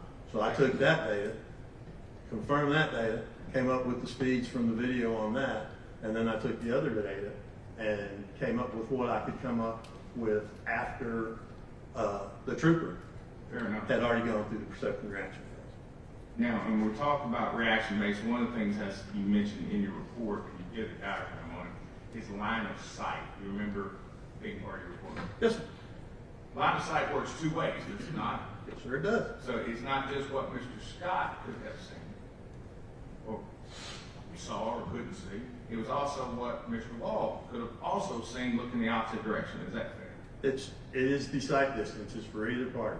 I can't tell you what either party was looking at or when they were looking at it, but I can tell you that that's available. So I have to think Mr. Barnum. Yes, sir. Will you come down, please? Court permission. Yes.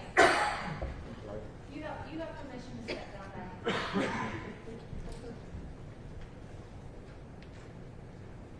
This won't be long, but since we've been discussing, Judge, I've previously shown this to the defense counsel, we marked these things, 87. Thank you, And it is the, it's just for demonstrative purposes. Okay. All right, so,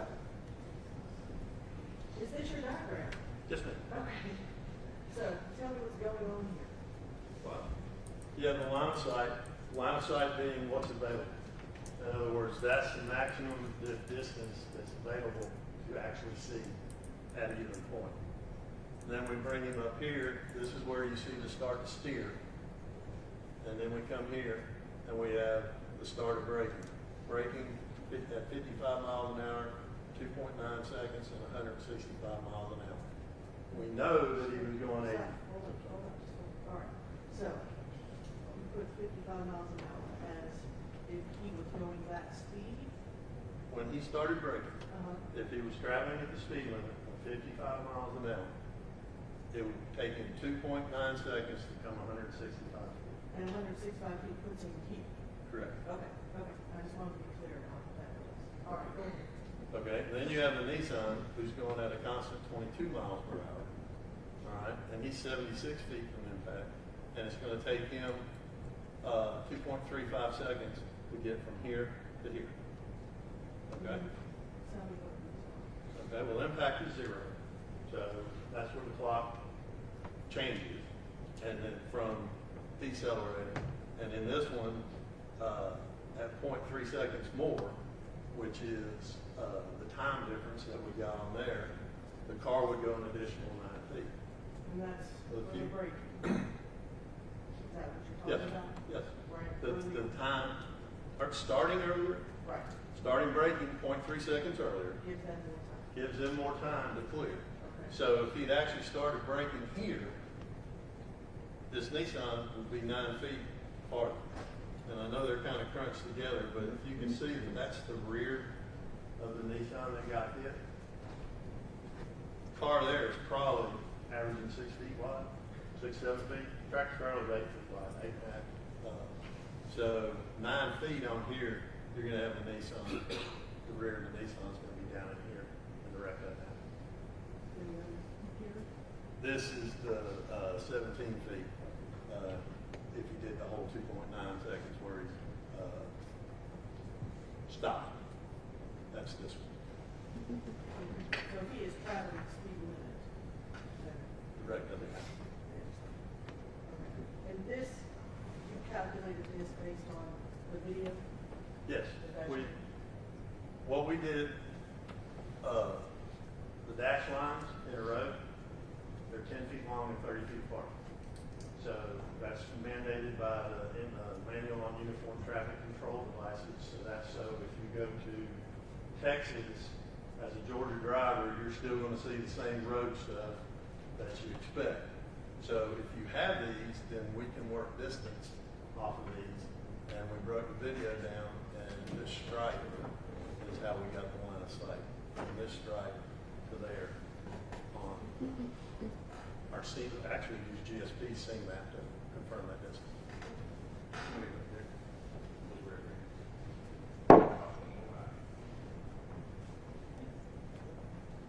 Now, when we talk about line of sight that we're looking at here, again, that view, see this view, there's nothing necessarily any different from looking there versus looking here.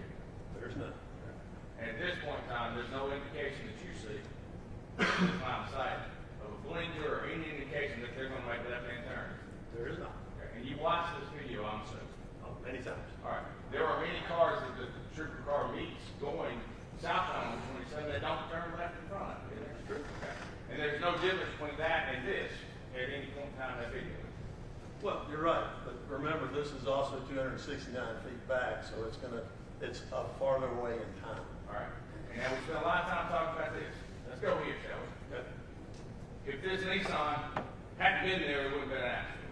Correct. Okay. If this Nissan had to make a left-hand turn, it wouldn't be an accident. Right. If this Nissan had hit their brakes and slowed to 14 miles an hour, they wouldn't have been hit there, would they? 10 miles an hour, 8 miles an hour. It would have changed what happened. Or if they'd been running 32 miles an hour, it wouldn't have. It would have changed. So it's not just one car that's involved in the collision. There are two cars and decisions made by both cars that result in the collision. Correct. But what I can say is that this car didn't stop. We know that. Correct. So if this car had actually been going the 55-mile-an-hour speed limit, this car would have been gone. True. And the wreck would have happened. But had this car actually hit the brakes, we wouldn't have this collision with it. If they had gone somewhere else or gone a different way, it would have happened. You're exactly correct. There's 1,000 different. I agree, different scenarios. But it's not just one car, it's not a single car accident, it's a two-car accident. So there are decisions made by two different drivers that help to result in this collision. Is that? That's correct. Thank you. That's all I have. Nothing further, Your Honor. Thank you. All right, any objection to Mr. Partenheimer being excused?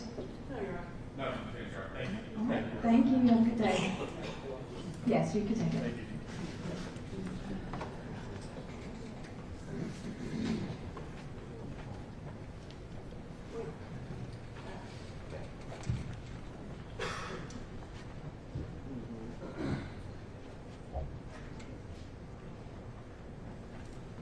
All right, the state can call its next witness. Judge, stay no further witnesses at this time. All right, would the, Just square up the evidence and make sure they're contender. yes. All right,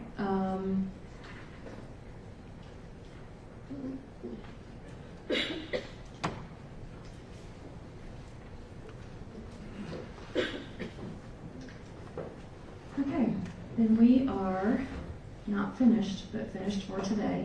It is Friday afternoon, and because that is a natural stopping point in the case, and it is Friday afternoon, and y'all have been here all week, we're a tiny bit ahead of schedule.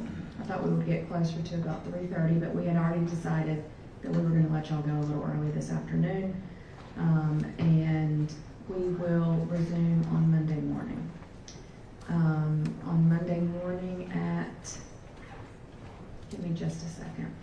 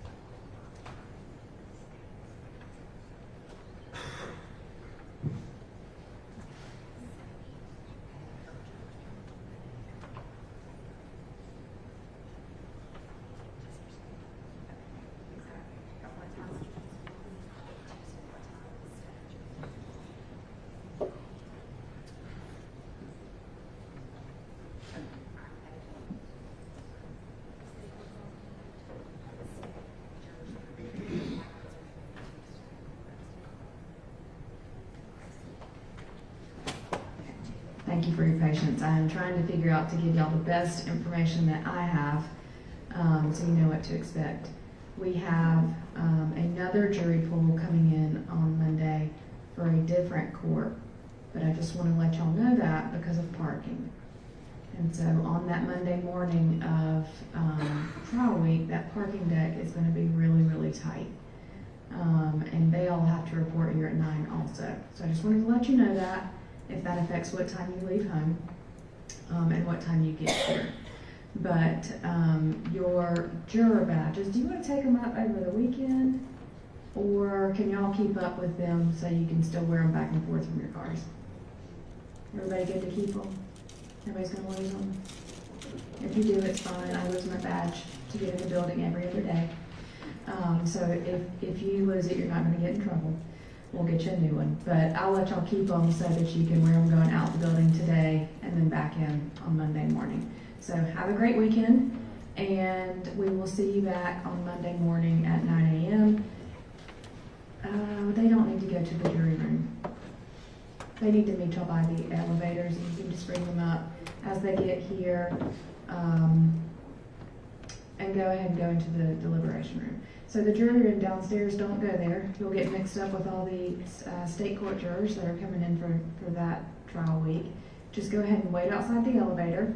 The bailiffs will meet you there, and then they'll bring you up as you arrive.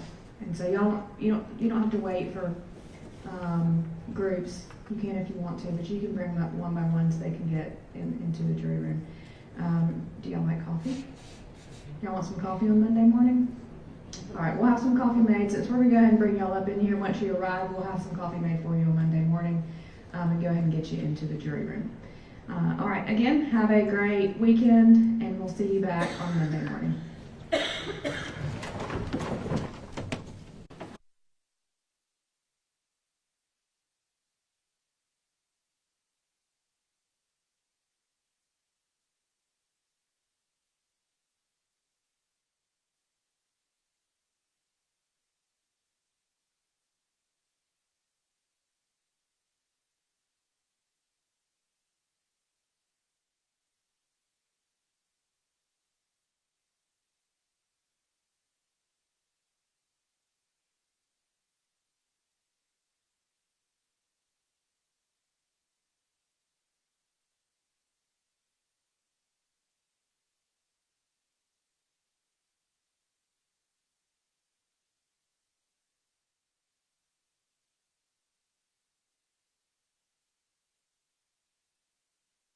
Was tendered, except for 81 and 82. Yeah, that's fine, but if they were actually. Within 79 and 80? Yes, they were Yes. just excerpts and then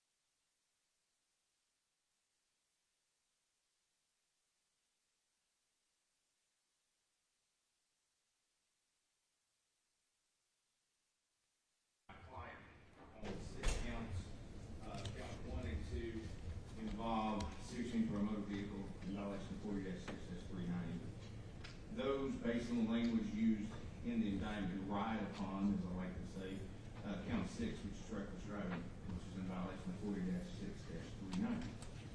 And Your Honor, 40-6-390, OCGA 40-6-396 states that any person who drives a vehicle in reckless disregard for the safety of persons or property commits the offense of reckless driving. And that is very subjective in its language. However, there are some cases that may help us understand what it is and what it is not. And I'm going to draw the court's attention to a few of them that are cited in the OCGA. One of the cases involves, it's called Worley, W-O-R-L-E-Y versus the state. It's a Georgia Appellate 195, Southeastern 2nd, 229. And in that case, Can you give me that site? yes ma'am, Worley, W-O-R-L-E-Y versus state, 87, Georgia Appellate 195, 73, Southeastern 2nd, 229. 87 Georgia at 195? Yes, ma'am. It says evidence that the defendant, upon finding the road blocked and seeing two men not in uniform come towards the defendant, and he endeavored to pass around the automobile blocking the road, which necessitated the defendant's driving party into a ditch. That in doing so, the defendant slightly damaged one of the cars of the sheriff, which was blocking the road. When the defendant's automobile scraped against the left front fender of the grill of the sheriff's car, and the defendant did not stop but continued on, that evidence was insufficient to authorize a conviction for leaving the scene of the accident or for reckless driving. So the court says that you got someone in the ditch. Avoiding law enforcement is not reckless driving, even though in fact damaged property. Also, Your Honor, in the case of Prather, P-R-A-T-H-E-R versus the state, 303 Georgia Appellate 373. It says here, they're talking about what does support reckless driving. And the facts of this case, 15 to 20 miles, he was driving 15 to 20 miles out over the rain, over the speed limit in the rain. He was weaving in and out of traffic, the defendant was, with alcohol content in form 135, ultimately crossing the median and coming into oncoming traffic and killing the victim. They said that is in fact reckless driving. That's not what we have here. Additionally, Your Honor, in Travis, T-R-A-V-I-S versus state, 314 Georgia Appellate 280, that's 314 Georgia Appellate 280. They talk about sufficiency of the evidence to support the conviction of reckless driving. And in this case, it was testified that there was a defendant, and I'm assuming his name was Travis, was stopped by Georgia State Patrol, ironically. And he was stopped, and the testimony was driving 32 miles an hour close to the speed limit in a construction zone. And the fact that he was driving after admitting to consuming alcohol. Your Honor, I brought the last two to you to give you examples of what qualifies for reckless driving. But what does not qualify for reckless driving is simply speed alone. And in this case, we've heard testimony from at least two experts about Mr. Scott's reaction time, about Mr. Scott attempting to avoid this collision, about Mr. Scott hitting the brake at a very good time. As a matter of fact, I think Trooper Stone said he had an excellent reaction time. Those things, if you look at them and you lay the 40-6-390 over the top of them, what does that tell us? Is he operating a vehicle with reckless disregard for the safety of persons or property? No, he is not. And they've not made a prima facie case that he is. Speed in and of itself is not enough. There has to be something else. A collision in and of itself is not enough. What they've proven here is an amount of speed, but not recklessness. There's nothing necessarily we see reckless about Trooper Scott. Is he driving both sides of the road, in and out of the road? No. Is he driving off the fog line? No. Is he driving in an area where he's not allowed to be? No. Is he driving in any way striking fixed objects before the collision? No. What happens? He's driving along at a speed, which the state has attempted to prove, but that speed in itself does not make a reckless. There has to be something else other than speed. And if the legislature intended for reckless driving to be speed, they would have in fact said that. They could have simply put a section B, C, D, E, as we all know, legislature will do a .1 or .2 if they want to. They didn't do that. So what it is, it leaves a very subjective interpretation. But the interpretation said it has to be reckless disregard. Reckless disregard. And in this case, you see Trooper Scott maintain his lane throughout his trip up 27. You watched the camera. You saw him as soon as he recognized, again, he met upwards of 10 to 12 vehicles, tractor trailers, other vehicles that were traveling southbound on 27. Those did not turn in front of him. He did not collide with them. You see him encounter vehicles near the red light at the Bowden Junction store of Mount Zion Road. He did not collide with them. So I'm not sure where the recklessness can be proven other than speed, and speed's not sufficient. You know, we asked for, in this case, to issue a directed verdict with regards to the state's indictment on count 6, and thus count 1 and 2 carry right upon their recklessness that has to be proven in count 6. Therefore, we're asking Your Honor that you issue a directed verdict with regards to those and just those counts. Thank you, ma'am. All right, the state can respond. Thank you, Your Honor. This is controlled by 1791. Statutory. Very clearly, when there's no conflict in the evidence, and the evidence introduced with all reasonable deductions and inferences therefrom, shall demand a verdict of acquittal or not guilty as to the entire offense or some particular count of the offense. The court may direct the verdict of acquittal. So what we have here, I will agree to some degree, speeding is not enough to constitute a describe. However, it's an argument. It's going to go to the jury, obviously. There has to be a point at which there is a speed that is so beyond the pale, that is so reckless, that it in itself can become reckless. But that's not what we have here. That's not what we're going to charge. We have speed that the troopers are to have gone, as well as the reduced visibility of the road. Now, I know that counsel can stand in front of this court and say that, well, maybe he was speeding, but the man was going twice the speed limit and almost twice close to the speed limit, coming up a hill. The weather. Coming up on an intersection, then I think there's going to be a lot of argument that, you know, or at least inference that it was not safe to be maybe turned, failing to yield, and we've already kind of heard some information from that. So yes, I think there's more than enough evidence insofar as the recklessness of the driving. Trooper Scott at the time for this jury. There is nothing to demand from this court. There should be an acquittal. Thank you. Oh, and I'm sorry, we do have one case law. Your Honor, this is Frazier v. State, 263 Georgia Act 764. 2003 case.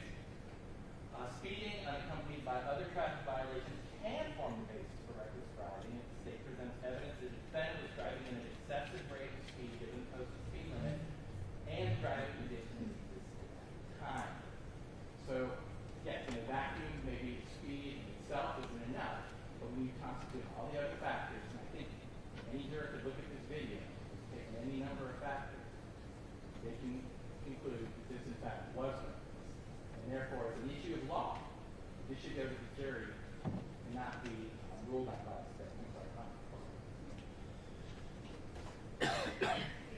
All right, thank you. A directed verdict is appropriate only if there is no conflict in the evidence as to any material issue, and the evidence introduced construed most favorably to the party opposing the motion demands a particular verdict.